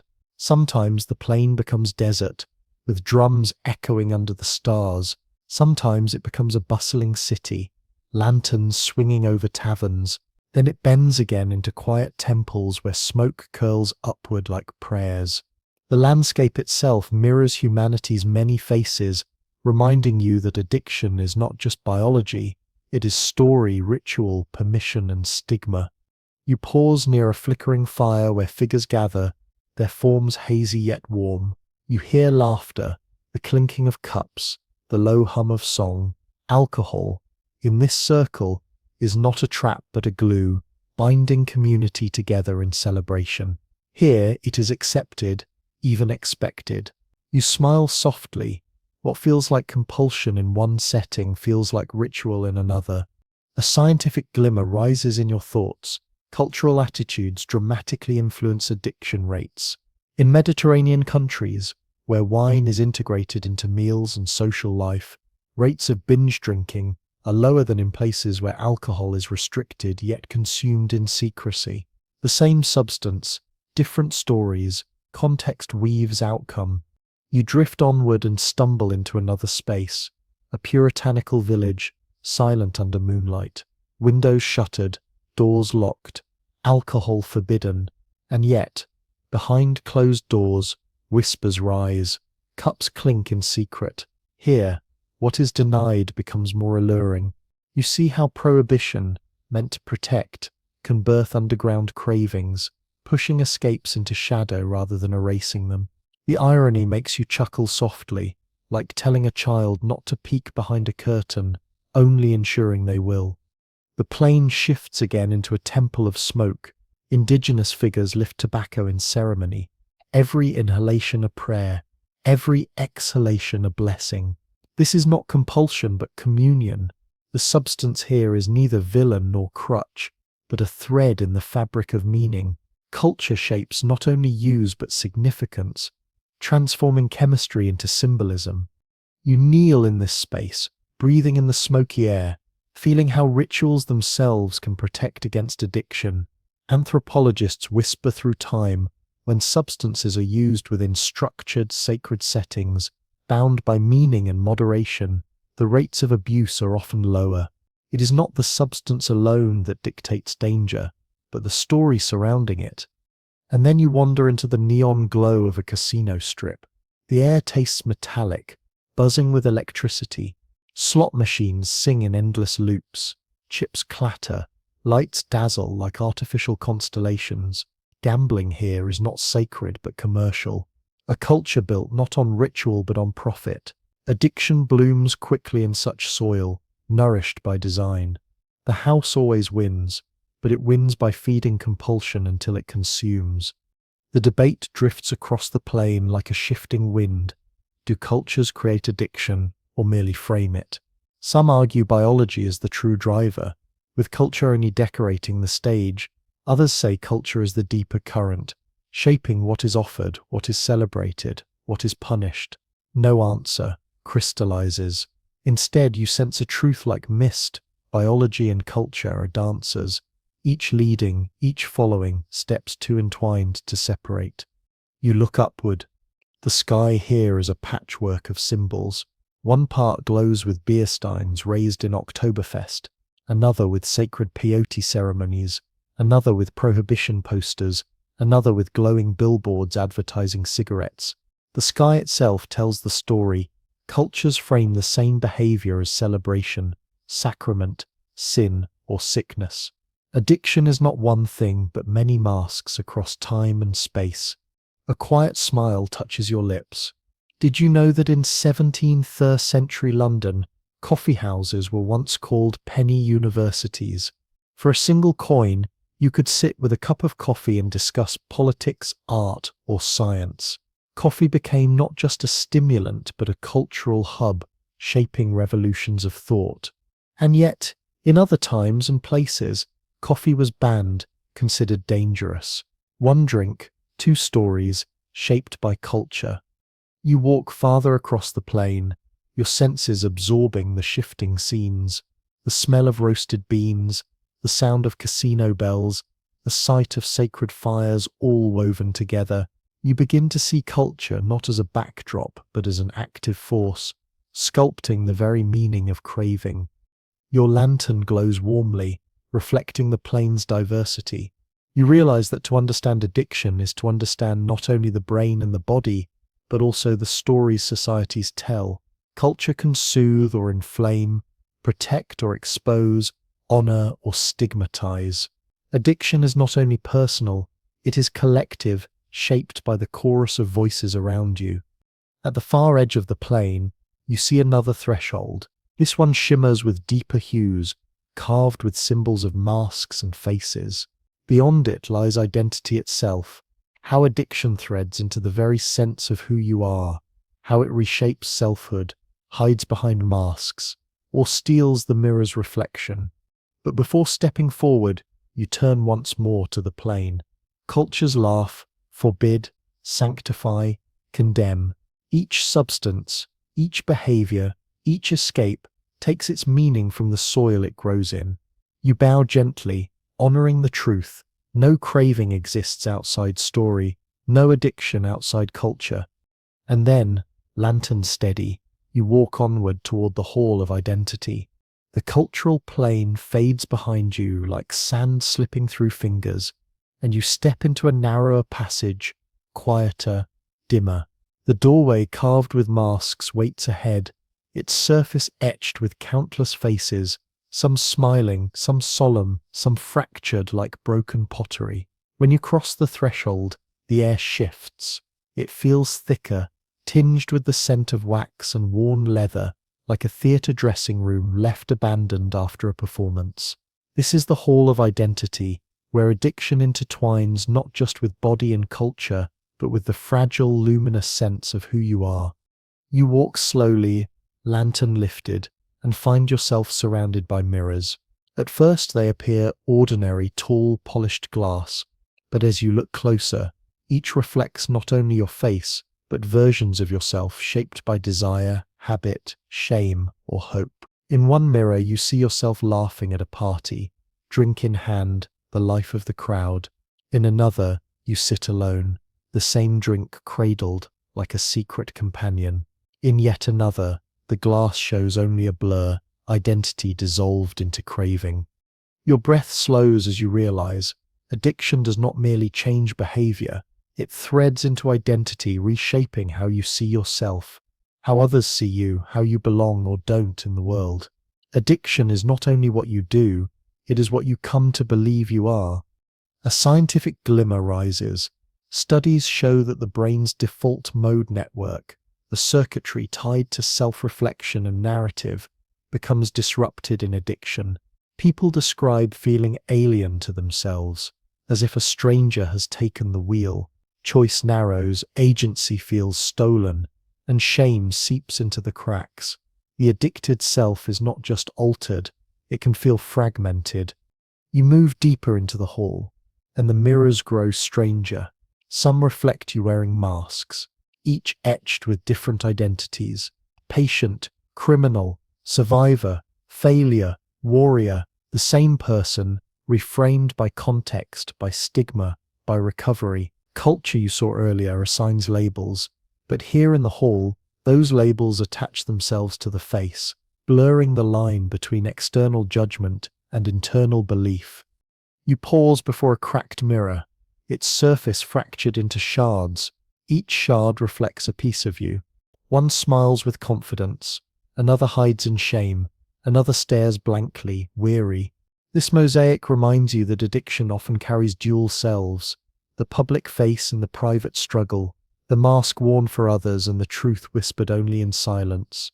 You wonder softly which reflection is real, or are they all fragments of a self too complex to fit into one mirror? History whispers here as well. In ancient Greece, Dionysian rituals blurred the line between intoxication and identity, dissolving individuality into collective frenzy.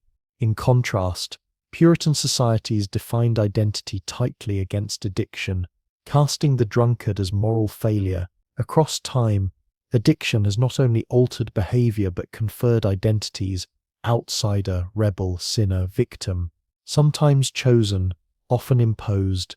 A quiet laugh escapes you.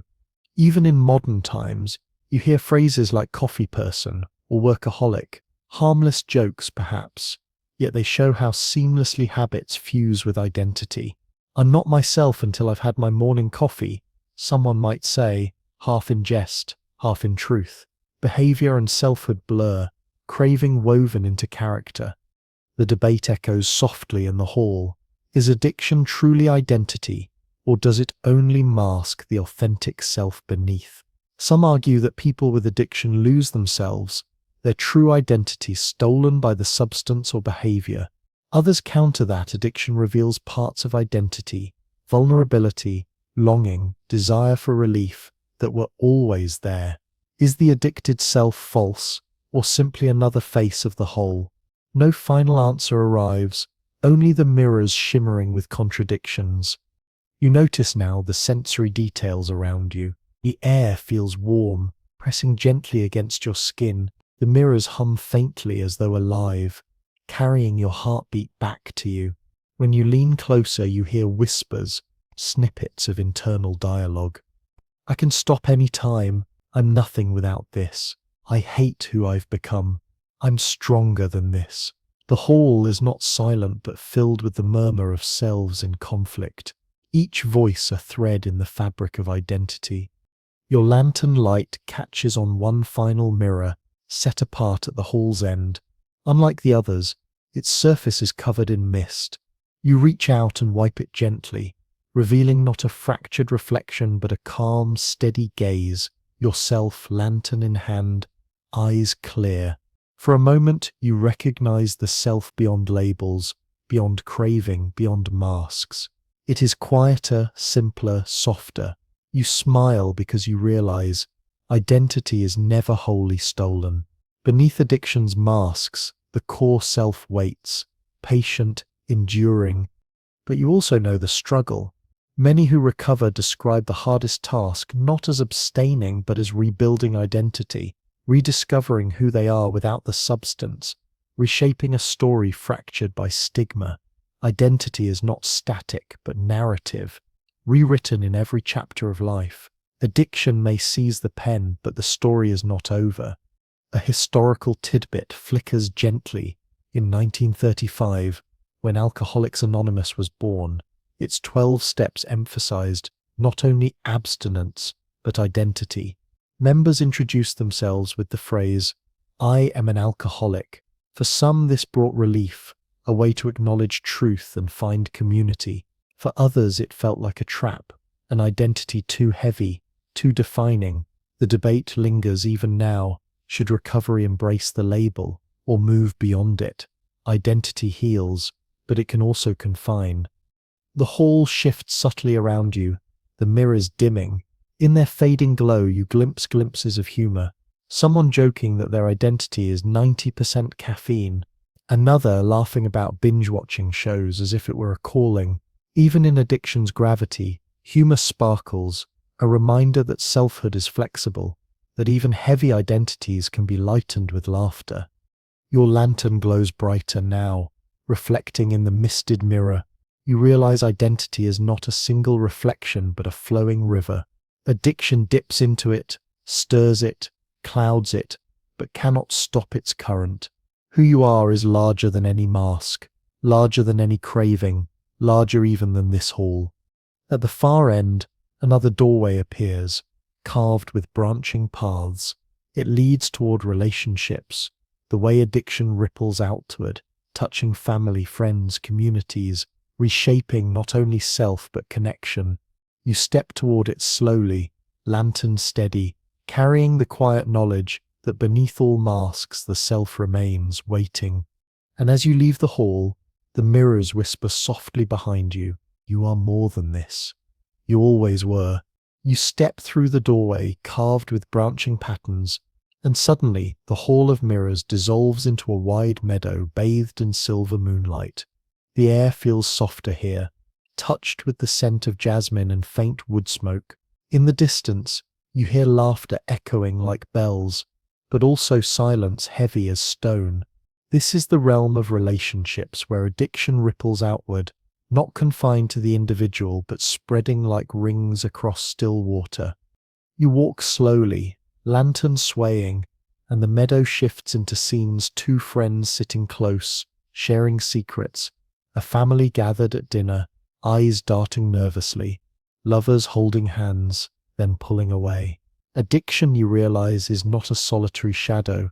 It entwines itself into bonds, shaping trust, straining love, weaving longing and loss into the fabric of connection. A fact rises gently, like a lantern lifting into night. Research shows addiction is sometimes called a family disease, not because it is contagious in the way of viruses, but because its effects radiate. Partners adapt, children take on roles, friends cover or confront, parents oscillate between hope and despair, relationships bend, sometimes break, under the gravity of craving. You pause by a willow tree whose branches hang low, forming a natural alcove. Inside, carved into its bark, are tiny vignettes of lives touched by addiction. One shows a child listening at a closed door, hearing muffled arguments. Another shows a spouse waiting awake in bed, watching the clock. Another shows two friends, one promising, "This is the last time," the other nodding, not sure whether to believe. Each carving glimmers faintly, as if alive, carrying the ache of human bonds tested by dependence. And yet, woven through the ache, there is tenderness. Some carvings glow brighter, a parent embracing their child after recovery, a friend holding another's hand in a support meeting, a lover choosing patience rather than departure. Addiction strains, but it also reveals the tensile strength of love, the ways people bend without fully breaking. You sit beneath the willow and reflect. Relationships under addiction often follow patterns psychologists call codependency. One person's identity or stability becomes entwined with the addicted partner's behavior. Sometimes this creates cycles of enabling, covering for mistakes, rescuing, protecting. Other times it creates cycles of control, attempting to fix, to demand, to force change. Both patterns are born not of malice, but of longing, the wish to keep connection alive, even as it frays. The meadow shifts again, showing not only intimate ties but wider webs, workplaces strained by absenteeism, friendships faded from unkept promises, communities reshaped by shared struggle. Addiction is not merely personal, it is ecological, touching every layer of human connection. You remember the earlier river metaphor. Just as addiction stirred identity's current, here it stirs the river of relationship, its ripples reaching far banks. A historical whisper arrives. In the late 20th century, the rise of Al-Anon gave voice to families of alcoholics, acknowledging that those who love someone in addiction carry their own wounds. The insight was radical, that suffering belongs not only to the person using but to the network around them. Healing, too, must extend beyond the individual. You notice the meadow shimmering with humor as well, lighter scenes playing among the shadows. A group of friends laughing at a clumsy karaoke night, one teasing the other about always needing their third coffee, a family joking about dad's obsession with crosswords. Not all habits that cling to relationships are destructive. Some are quirks, softened by affection. Addiction may warp bonds, but not every bond is broken. Even in the heaviest struggles, laughter sometimes sneaks in, a thread of resilience. As you walk further, you notice bridges crossing the meadow's streams. Some are intact, planks steady underfoot. Others sag, ropes fraying, nearly broken. Relationships under addiction are like these bridges. Some hold, some collapse, some must be rebuilt board by board. Trust, once fractured, rarely mends overnight. Recovery often means not only restoring self, but slowly, patiently earning trust again, proving through time what words alone cannot heal. Philosophical questions drift on the air. Is love unconditional, or does it require boundaries? When someone you care for is swallowed by addiction, when do you hold on, and when do you let go? Is letting go abandonment, or a different form of love, trusting another's journey, even when it leads through shadow. These are not questions with final answers. They are doorways, each person choosing their own path through them. The lantern light brushes across a stone circle at the meadow's center. Within it, scenes of reconciliation flicker like campfire stories. A brother forgiving after years of silence. A partner agreeing to begin again. Slowly, a friend reappearing after thought lost. These moments remind you that though addiction can splinter relationships, it can also carve space for renewal. Bonds strained to breaking can sometimes regrow stronger, tempered like steel in fire. And yet, not all stories mend. Some connections fray irreparably, leaving only memory. A chair at the table remains empty, a number deleted from the phone. These absences weigh heavy, but even they shape identity, reminding you of love's fragility. Addiction teaches, painfully, that connection is both gift and responsibility, never guaranteed, always precious. As you sit with these thoughts, you feel the sensory textures deepen, the grass cool beneath your palms, the distant sound of owls calling, the faint sweetness of night-blooming flowers. Everything here breathes with intimacy. You realize relationships are not only with people but with the world itself, with places, with memories, with silence. Addiction touches all these threads, weaving longing into the very fabric of being. And then, the glimmer of science again, mirror neurons, the brain's circuits that fire when we see others act or feel, make human connection deeply embodied. When someone suffers, those close to them often feel echoes in their own nervous systems. Addiction is not invisible to loved ones. Their very bodies absorb the ripples. Compassion and pain spread like shadows of firelight. You find yourself remembering the earlier hall of mirrors. There, identity fractured into masks. Here, relationships mirror too, reflecting not only who you are but how you are to others. Addiction distorts those mirrors, but also reveals hidden truths, loyalties, limits, the depth of care. At the edge of the meadow, another doorway shimmers, carved with two figures holding hands, their silhouettes both strong and fragile. It leads toward healing, the place where relationships and self begin to mend, where connection becomes not only a site of struggle but of recovery. You rise slowly, lantern steady, carrying the awareness that love is both burden and balm. And as you step toward the doorway, you hear a whisper on the meadow breeze, gentle as a lullaby. Every bond carries both shadow and light. To love is to risk, but also to renew. The meadow of relationships fades behind you like mist dissolving at dawn, and the carved doorway of entwined hands opens slowly, inviting you into another realm. The ground beneath your feet shifts from grass to smooth stone, and the air becomes lighter, tinged with the clean scent of rain after a storm. Ahead stretches a winding path, glowing faintly, lined with lanterns that flicker like watchful stars. This is the path of healing, quiet, patient, rarely straight, always unfolding step by gentle step. You walk forward, lantern in hand, and notice that the stones beneath your feet are not uniform. Some are worn smooth by countless travelers, others are jagged, forcing you to slow your stride. Healing, you realize, is not one road but many, a mosaic of detours, stumbles, rests, and steady progress. Each stone carries its own lesson, each bend its own test.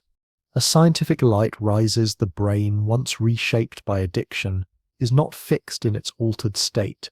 Neuroplasticity, the brain's remarkable ability to rewire, offers hope. Pathways carved by craving can, with time and practice, weaken. New circuits of reward, meaning, and resilience can strengthen. Healing is not erasure but renewal, a slow rewiring of mind and self. You pause by a lantern hanging from a wooden post. Its glow reveals a small carving, a spiral etched deep into the wood. The spiral symbolizes relapse and recovery, the winding pattern many follow on this path. Not a simple straight line upward, but a circle returning again and again to old places, each time with new perspective. Some may stumble, some may fall, but each loop carries growth, even if hidden. Healing is not failing less, but rising wiser. As you continue, you hear soft voices on the breeze. Some whisper encouragement. Keep going one day at a time. Others murmur doubts. You'll never change. Why try? Healing is filled with these dueling voices, the inner chorus of hope and despair. The task is not to silence one forever, but to choose again and again which voice to lean toward.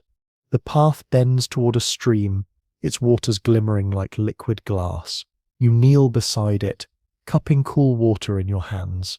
The taste is crisp, cleansing, a reminder that healing is not only about abstaining from poison, but drinking deeply of what nourishes: rest, connection, creativity, kindness.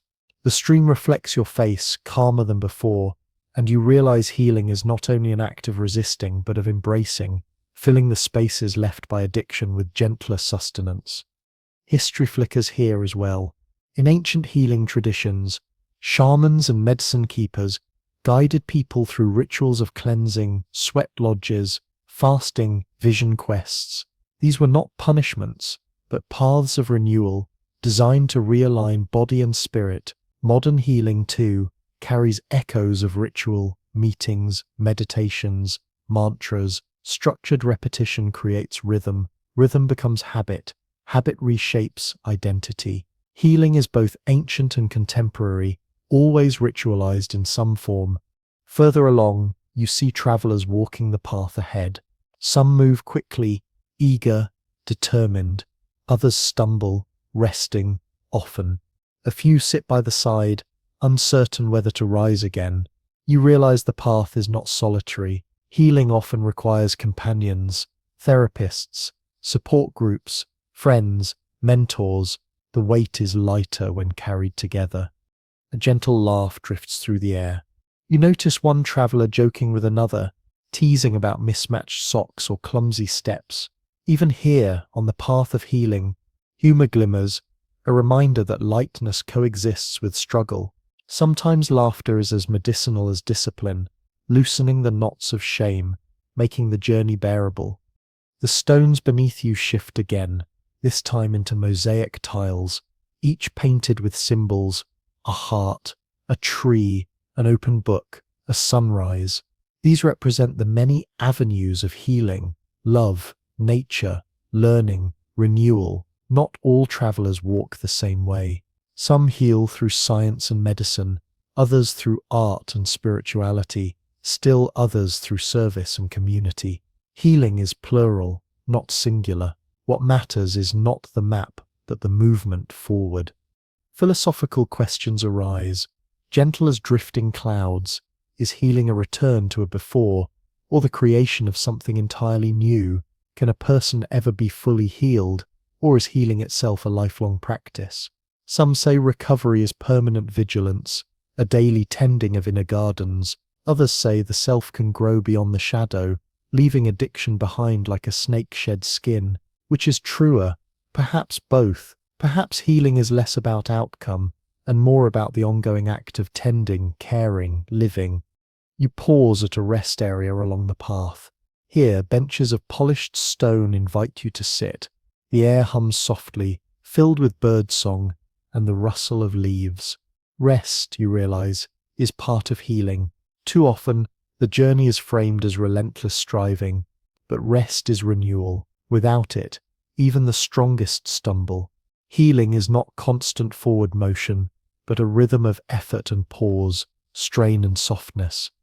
Beside the benches grows a garden, tended carefully.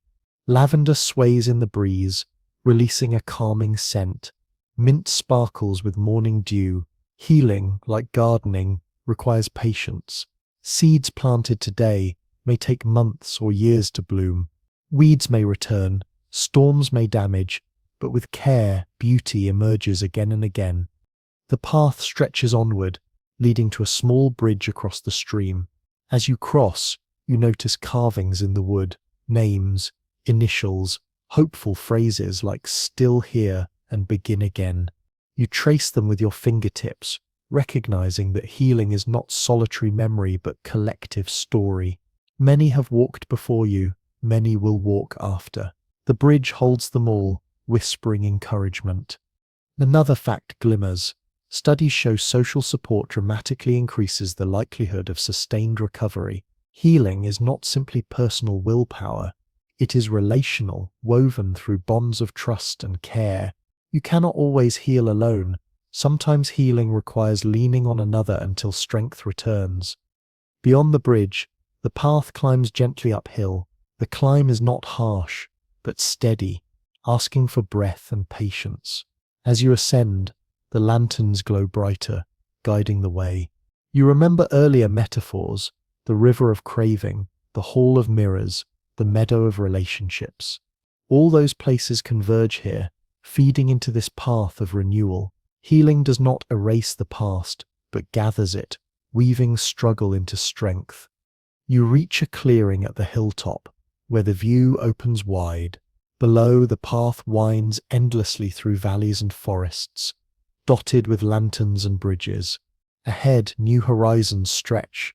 Waiting, you sit on a stone, catching your breath, and feel the breeze cool against your face. Hear the soft hush of leaves, smell the earthy sweetness of soil. Every sense reminds you, healing is not only destination, but journey, lived moment by moment. Humor glimmers again, as you imagine someone at the clearing saying, "I thought the path of healing would have more vending machines." You smile, knowing even on profound journeys, the ordinary human desire for snacks remains. Healing does not demand perfection, only presence. And then, quietly, the debate stirs once more. Is healing best framed as freedom from, or as freedom toward? Freedom from craving, from stigma, from cycles of harm, or freedom toward joy, purpose, creativity, love? Perhaps the most powerful healing holds both, letting go of chains while stepping into wings. As twilight deepens, you rise from the stone and continue. The path narrows into a glowing archway ahead, carved with symbols of renewal, a phoenix, a seedling, a sunrise. It leads to the next realm, dreams and the subconscious, where healing extends beyond waking effort into the silent depths of sleep. You lift your lantern, steady and bright, and step forward. Behind you, the path whispers softly, like wind through tall grass. Keep walking, keep resting, keep beginning again. The glowing archway, carved with phoenix and seedling, closes quietly behind you, and the world around you dims into a hushed twilight. You find yourself stepping not into a forest or a meadow, but into a dreamlike chamber where the air feels thick, silken, almost liquid.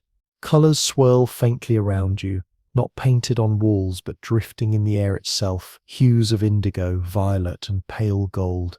This is the threshold of the subconscious, the hidden landscape where addiction roots itself, not only in memory and craving, but in dream, instinct, and shadow. You pause, lantern flickering, and realize that here your footsteps make no sound. The ground beneath you feels like cloud, soft yet steady, carrying you deeper into your own interior night. The subconscious is not orderly. It is an ocean of symbols, half-remembered sensations, stored fears and quiet longings. Addiction often speaks this ocean's language. While the conscious mind debates, justifies, plans, the subconscious whispers in images and impulses, nudging behavior from beneath awareness. A scientific shimmer rises. Research shows much of decision-making happens before conscious thought. Neural signals predicting a choice can appear seconds before awareness catches up. In addiction, this means the subconscious often acts like a hidden puppeteer, tugging strings long before reason has a chance to respond. The glass of wine, the cigarette, the late-night scroll, these acts are seeded in neural soil deeper than words.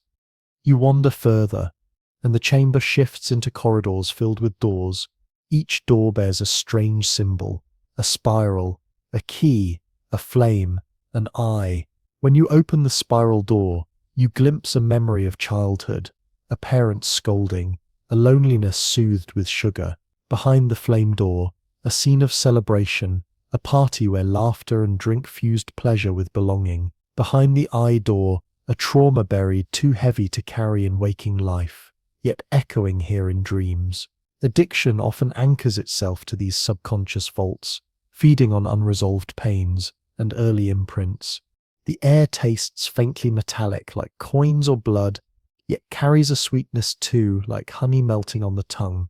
Sensory contradictions remind you the subconscious does not follow logic. Here opposites coexist. Pleasure and pain intertwine. Craving is both comfort and harm.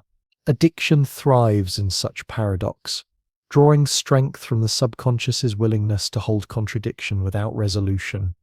You pause at a mirror set in one corridor, but unlike those in the Hall of Identity, this one does not show your face. Instead, it shows dreams half forgotten. You flying above a city, you searching for something lost, you being chased by a shadow. Dreams are the language of the subconscious, metaphors woven into nightly narratives. Studies reveal that people in recovery often dream of relapse, vivid visions of drinking, smoking, or using again.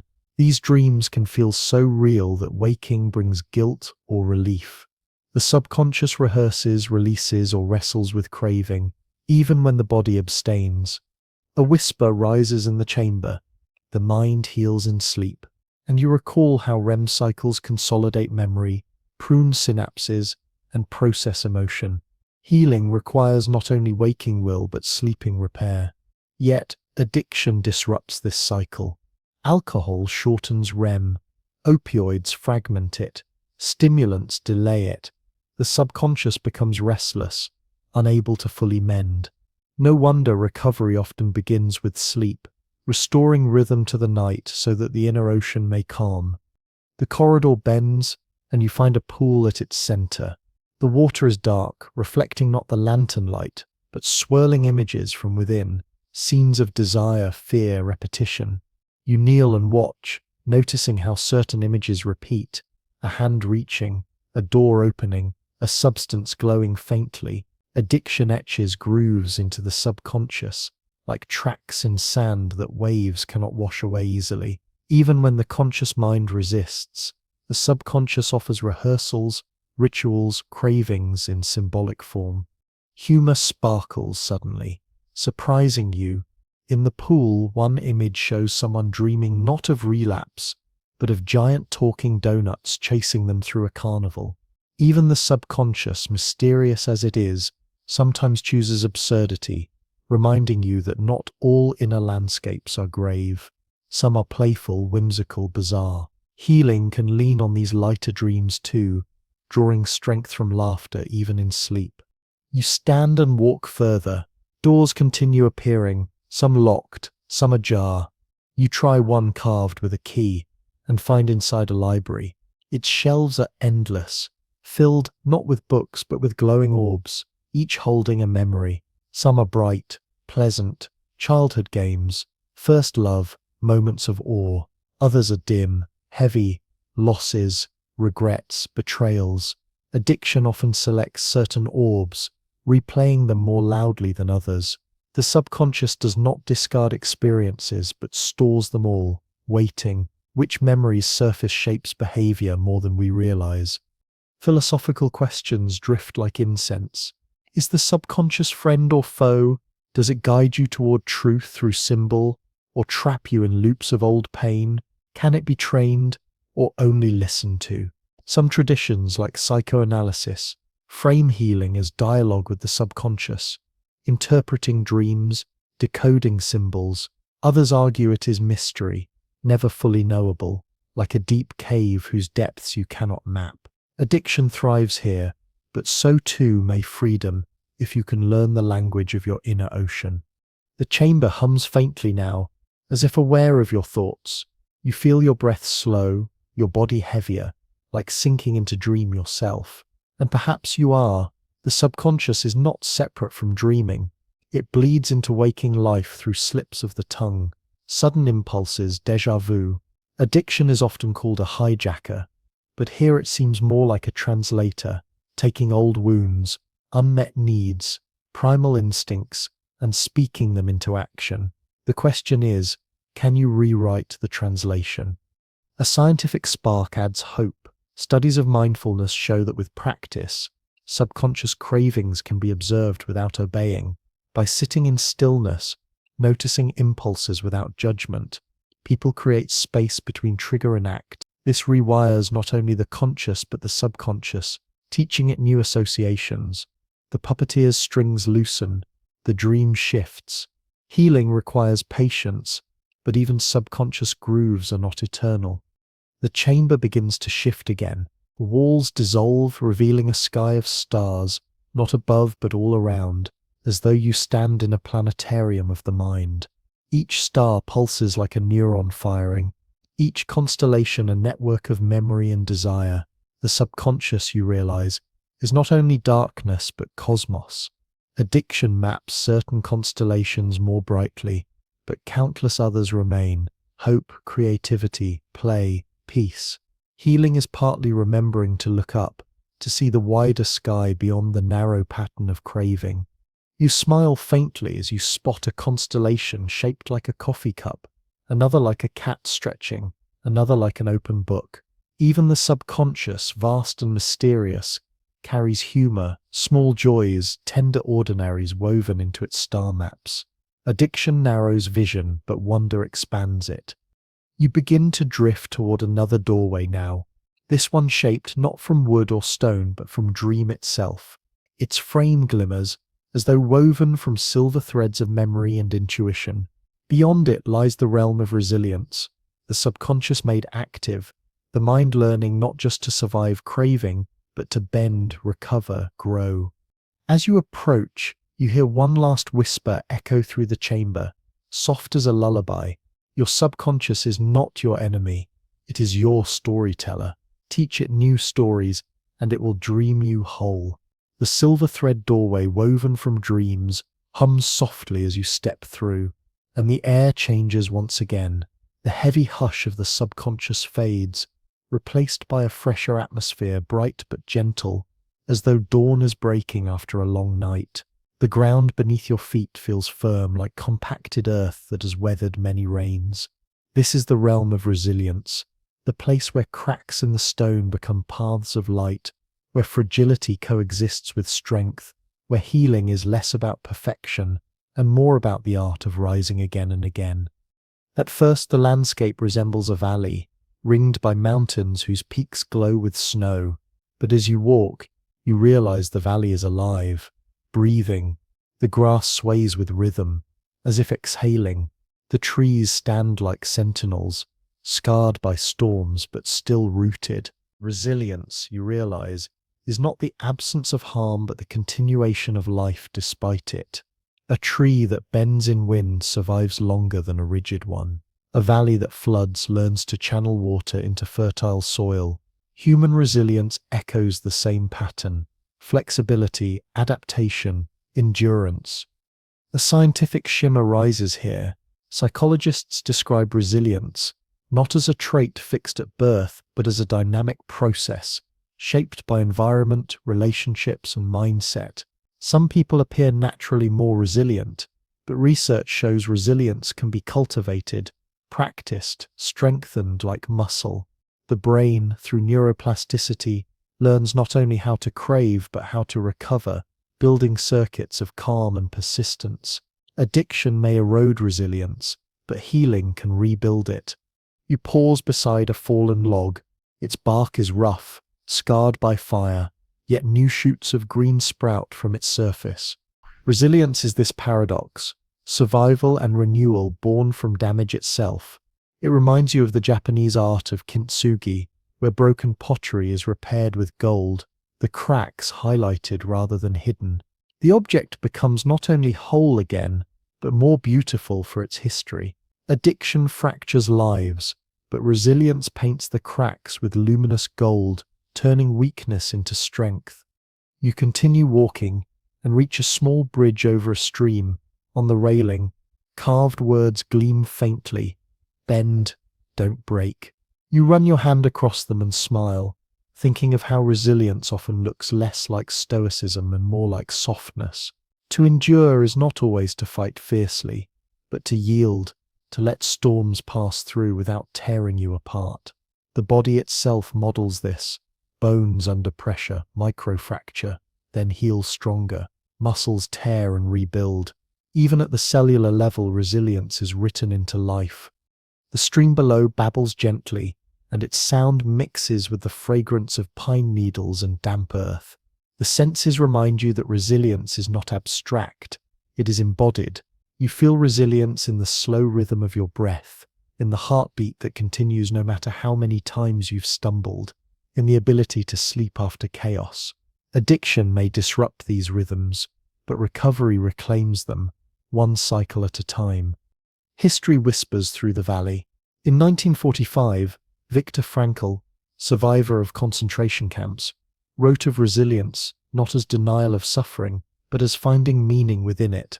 He argued that humans can endure almost anyhow if they can locate a why. For those struggling with addiction, resilience often emerges when they rediscover a why, a reason to live, to heal, to keep walking the path, even when it winds steeply. Sometimes it is family, sometimes creativity, sometimes simply the small miracle of breath. The valley shifts, and you find yourself entering a circle of stones, each one tall, ancient, weather-worn. On their surfaces are etched images of people rising after falls, a runner stumbling but standing again, a potter reshaping cracked clay, a bird rebuilding its nest after a storm. Resilience is not flawless victory, but return, persistence, renewal. You laugh softly, remembering the phrase, fall 7 times, stand up 8, simple, almost cliché, yet profoundly true. A philosophical question arises, like mist curling between stones. Is resilience innate or chosen? Do some souls arrive on earth more resilient, or is it cultivated entirely by life's trials? The debate continues among thinkers, but perhaps resilience is both seed and soil. The seed lies within, dormant, but requires experience, care, challenge to grow. Without storms, the roots never learn to hold. Without cracks, the gold never fills. You sit on one of the stones and notice nearby a child drawing in the dirt with a stick. The image is simple. A sun above mountains. The child hums softly, unconcerned by the grand debates of psychology. Perhaps resilience is not only theory but instinct. The child's refusal to stop creating, despite scars in the world around. The subconscious we visited earlier may hold shadows, but resilience shines like a candle within it, always flickering, even in darkest nights. As you rise, the valley reveals travelers walking along the edges, each carrying burdens but continuing forward. One limps, another sings, another pauses, often to rest. You realize resilience does not look the same in everyone. For one person, it is refusing a drink for one day. For another, it is attending therapy despite fear. For another still, it is simply surviving a night that felt unbearable. Resilience is relative, personal, unique, and always worthy of reverence. Humor flickers here too. You overhear a traveler muttering, "Resilience is just stubbornness dressed nicely." You smile, knowing there's truth in it. Sometimes resilience is simply being too stubborn to quit, even when every part of you feels tired. Even defiance, softened with laughter, can fuel survival. The path bends toward a forest at the valley's edge. As you step beneath the canopy, light filters through leaves, creating dappled patterns on the ground. In the forest, resilience takes another form: interconnection. Trees in a forest share nutrients through fungal networks, warning each other of threats, supporting weaker members. Resilience here is not solitary but communal. So too with humans. Resilience grows stronger in community, in support networks, in relationships that buffer pain. Addiction often isolates, but recovery reconnects, weaving resilience through shared strength. A scientific glow affirms this. Studies show people with strong social ties recover more sustainably. Resilience is not only internal grit, but external net.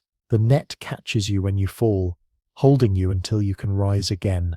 The forest air is fragrant with moss and cedar, the ground muffled underfoot. You feel calmer, soothed. You think of earlier metaphors, the subconscious as cosmos, the identity as mirrors, The cultural plane is shifting sand. All those landscapes now converge here, feeding resilience. Each scar has prepared you. Each fall has built strength. And yet another philosophical whisper drifts. Does resilience demand suffering? Must one endure hardship to grow strong? Or is there another path? Gentle, nurturing, resilient through joy rather than pain? The answer is unclear. Some argue that resilience is forged only in fire. Others believe it can be cultivated in safety, through play, through love. Perhaps both are true. Resilience blooms in soil of suffering, yes, but also in gardens of care.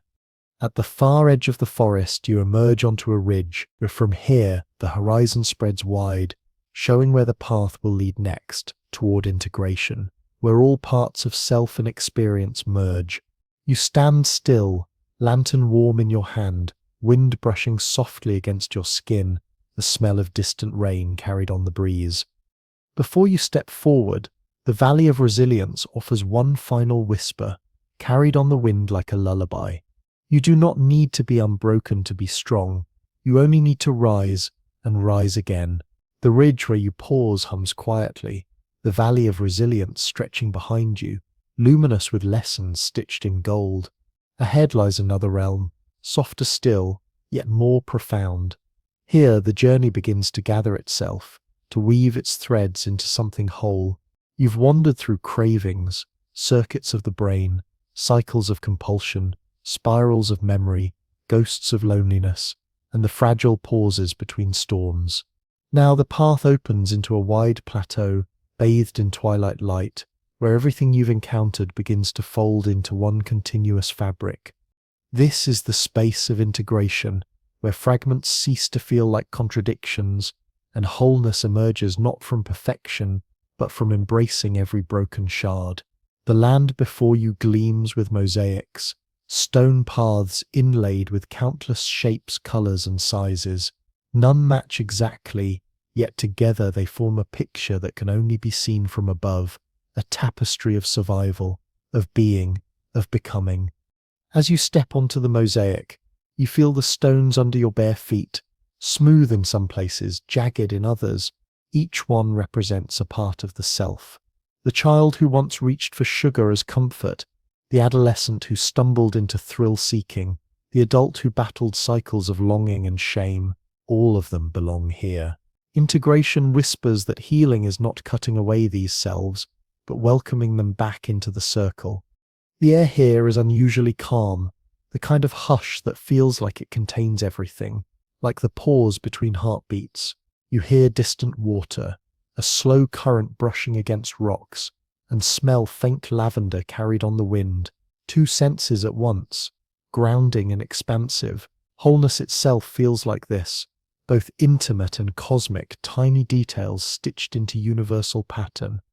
A scientific shimmer rises. Psychologists describe integration as a crucial stage of recovery. Carl Jung once spoke of individuation, the process of embracing not only the conscious self, but also the shadow, the forgotten, the repressed. Addiction fractures identity, scattering pieces across hidden landscapes of craving, denial, ritual. Integration calls them back. Modern therapies, like internal family systems, echo this within each person, are many parts, some protective, some wounded, some destructive, yet all seeking safety. Healing comes not from exiling these parts, but listening to them, befriending them, and weaving them back into wholeness. You pause beside a reflecting pool, nestled into the mosaic. The water is still, like glass, and when you lean over, you don't see one face. You see many versions of yourself ripple into focus. Some smiling, some weeping, some tired, some hopeful. For a moment you wonder, which is the real me?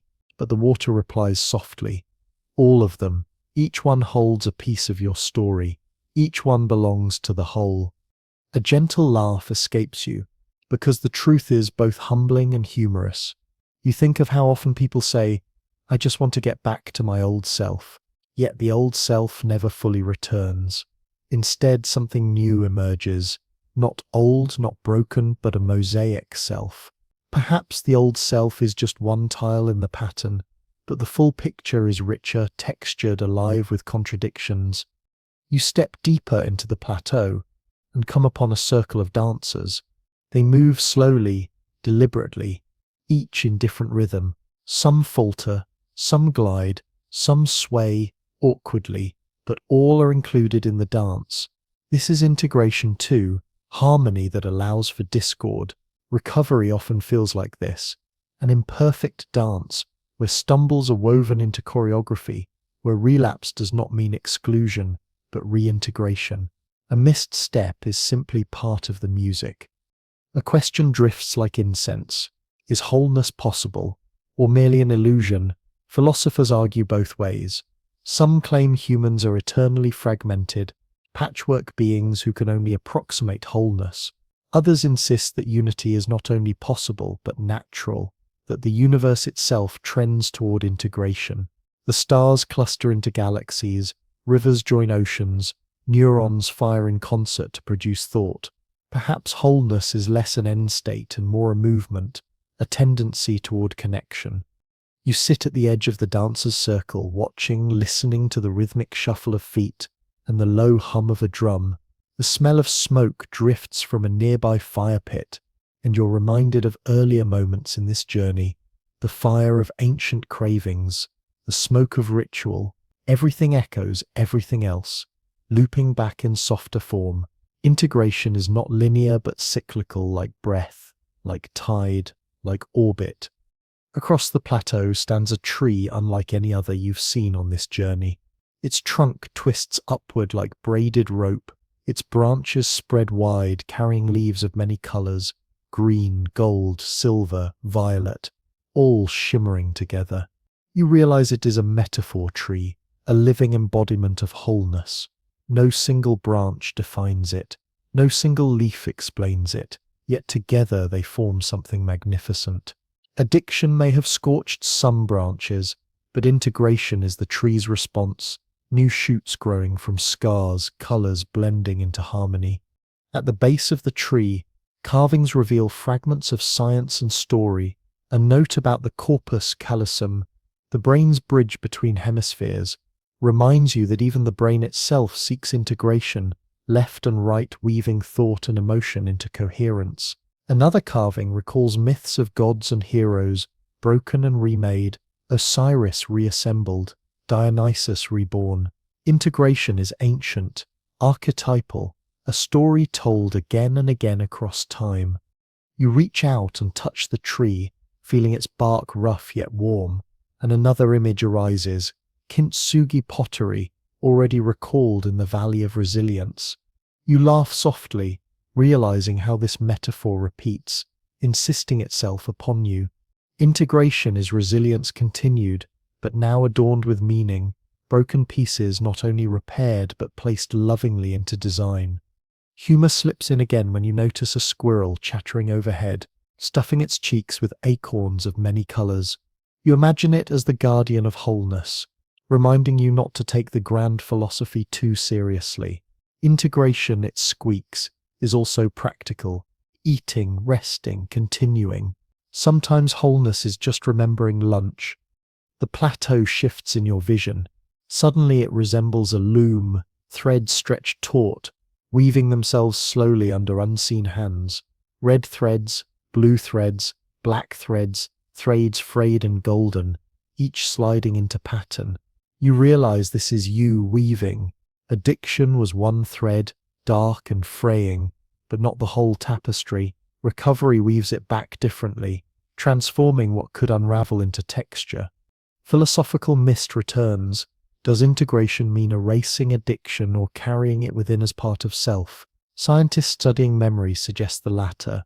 Once a pathway is formed, it never fully disappears, but rather than erase, integration reframes. Addiction's story remains, but within new context. Instead of shame, it becomes lesson. Instead of identity, it becomes one thread among many. You think of earlier landscapes, the echoing subconscious, the mirrored self, the lonely cultural bazaar. All were fragments.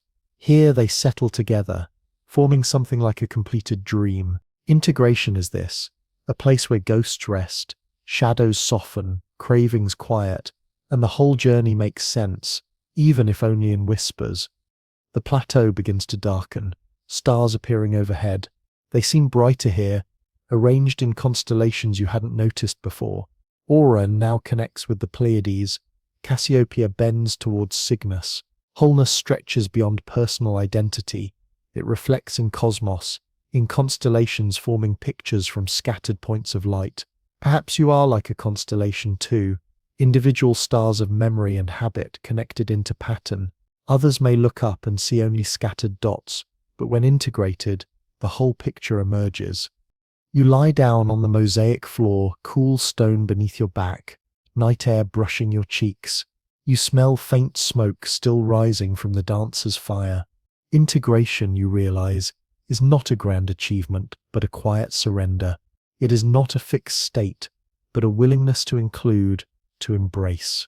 You smile at the irony that wholeness is not about eliminating addiction, but absorbing it into something larger, something compassionate, something beautiful. The final whisper of this place drifts down like falling ash. You were never only broken, you were always many, and you are whole, even in your fragments. The mosaic plateau quiets beneath you, its stones cooling in the twilight. The dancer's circle slows, the fire settles into glowing embers, and the tree with its many-colored leaves exhales into stillness. You have gathered your fragments, stitched them into a wider fabric, breathed with resilience, walked among mirrors, met cravings, shadows and phantoms. Now the path leads beyond all paths, toward the horizon of endless drift, where craving dissolves and peace stretches like an ocean without shore. The air here feels lighter, as though infused with starlight itself. You hear almost nothing, only the faint hum of your own breath, slow and deep, like waves on a distant shore. A faint fragrance of salt water carries through the air, mingling with the sweetness of night-blooming jasmine. Two senses entwined, smell and sound, both lulling, both whispering that you've entered the final chamber of this long dreamlike voyage. The landscape opens before you into a vast expanse that looks neither like valley nor forest, neither mountain nor plateau, but something more elemental, an ocean of stars rippling softly. You step forward and find yourself drifting not on ground but on currents of light. The body feels lighter, almost transparent. The lantern you carried since the beginning dissolves into your hand, its glow spreading outward, joining the cosmos. You realize the lantern was never separate. It was always a fragment of this eternal drift. A scientific shimmer appears even here, delicate as moonlight. Physicists remind us that nothing is truly still. Even in the void, particles vibrate, energy hums, space-time itself ripples. Neuroscientists echo.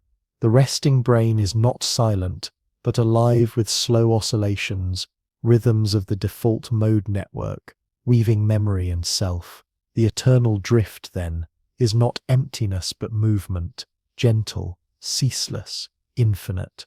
Addiction once pulled those rhythms into jagged loops, but peace reclaims them, smoothing waves until they flow like tide across a tranquil bay. You float deeper, and the horizon bends. Stars thread themselves into spirals, galaxies folding like flowers.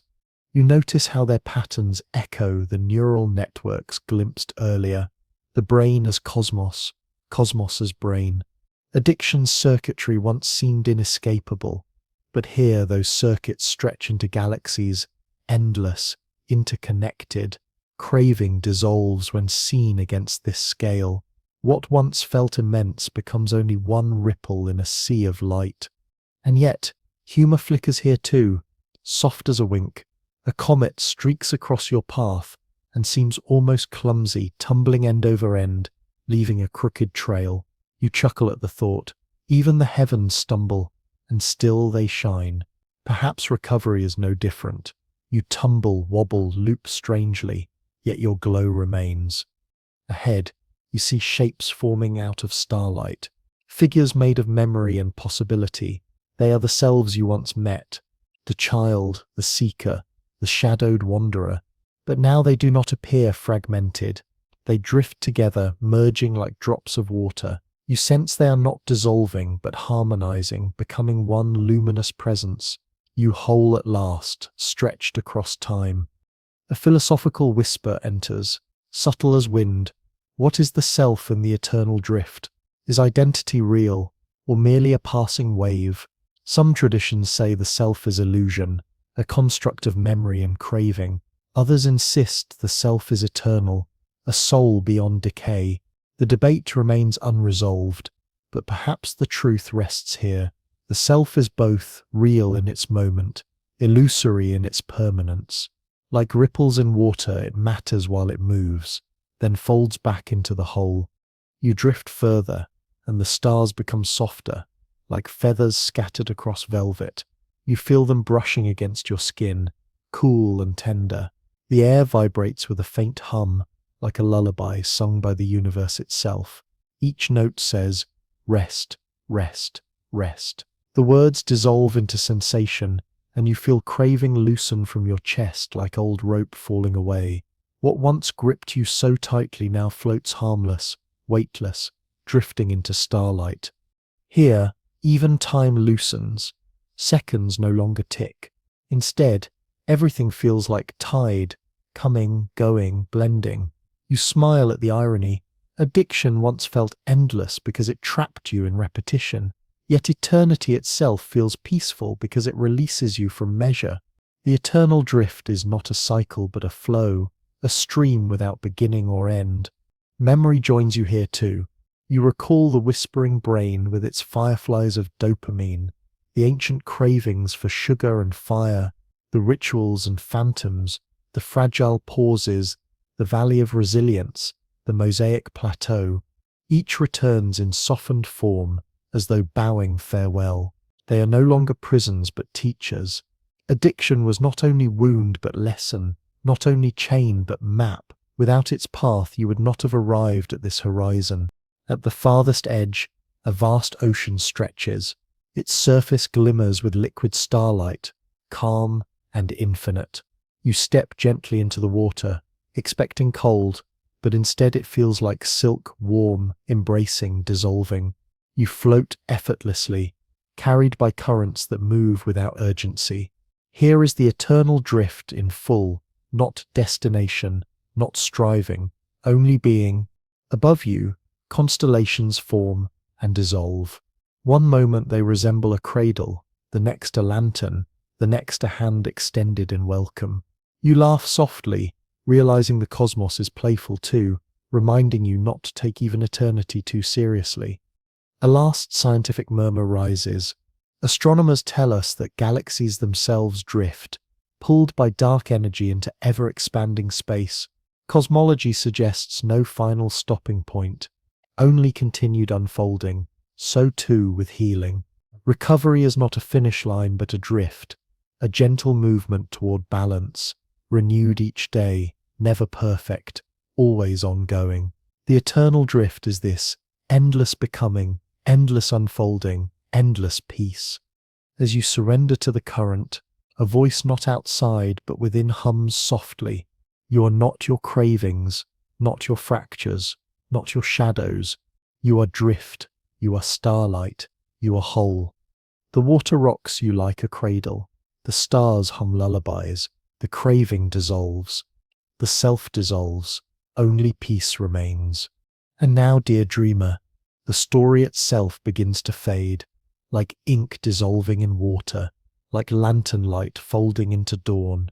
The landscapes you've wandered, valleys, forests, mosaics, oceans, soften into mist.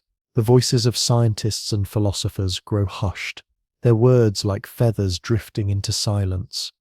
You are left only with sensation, the softness of your pillow beneath you, the rhythm of your breath rising and falling, the faint music of the night around you.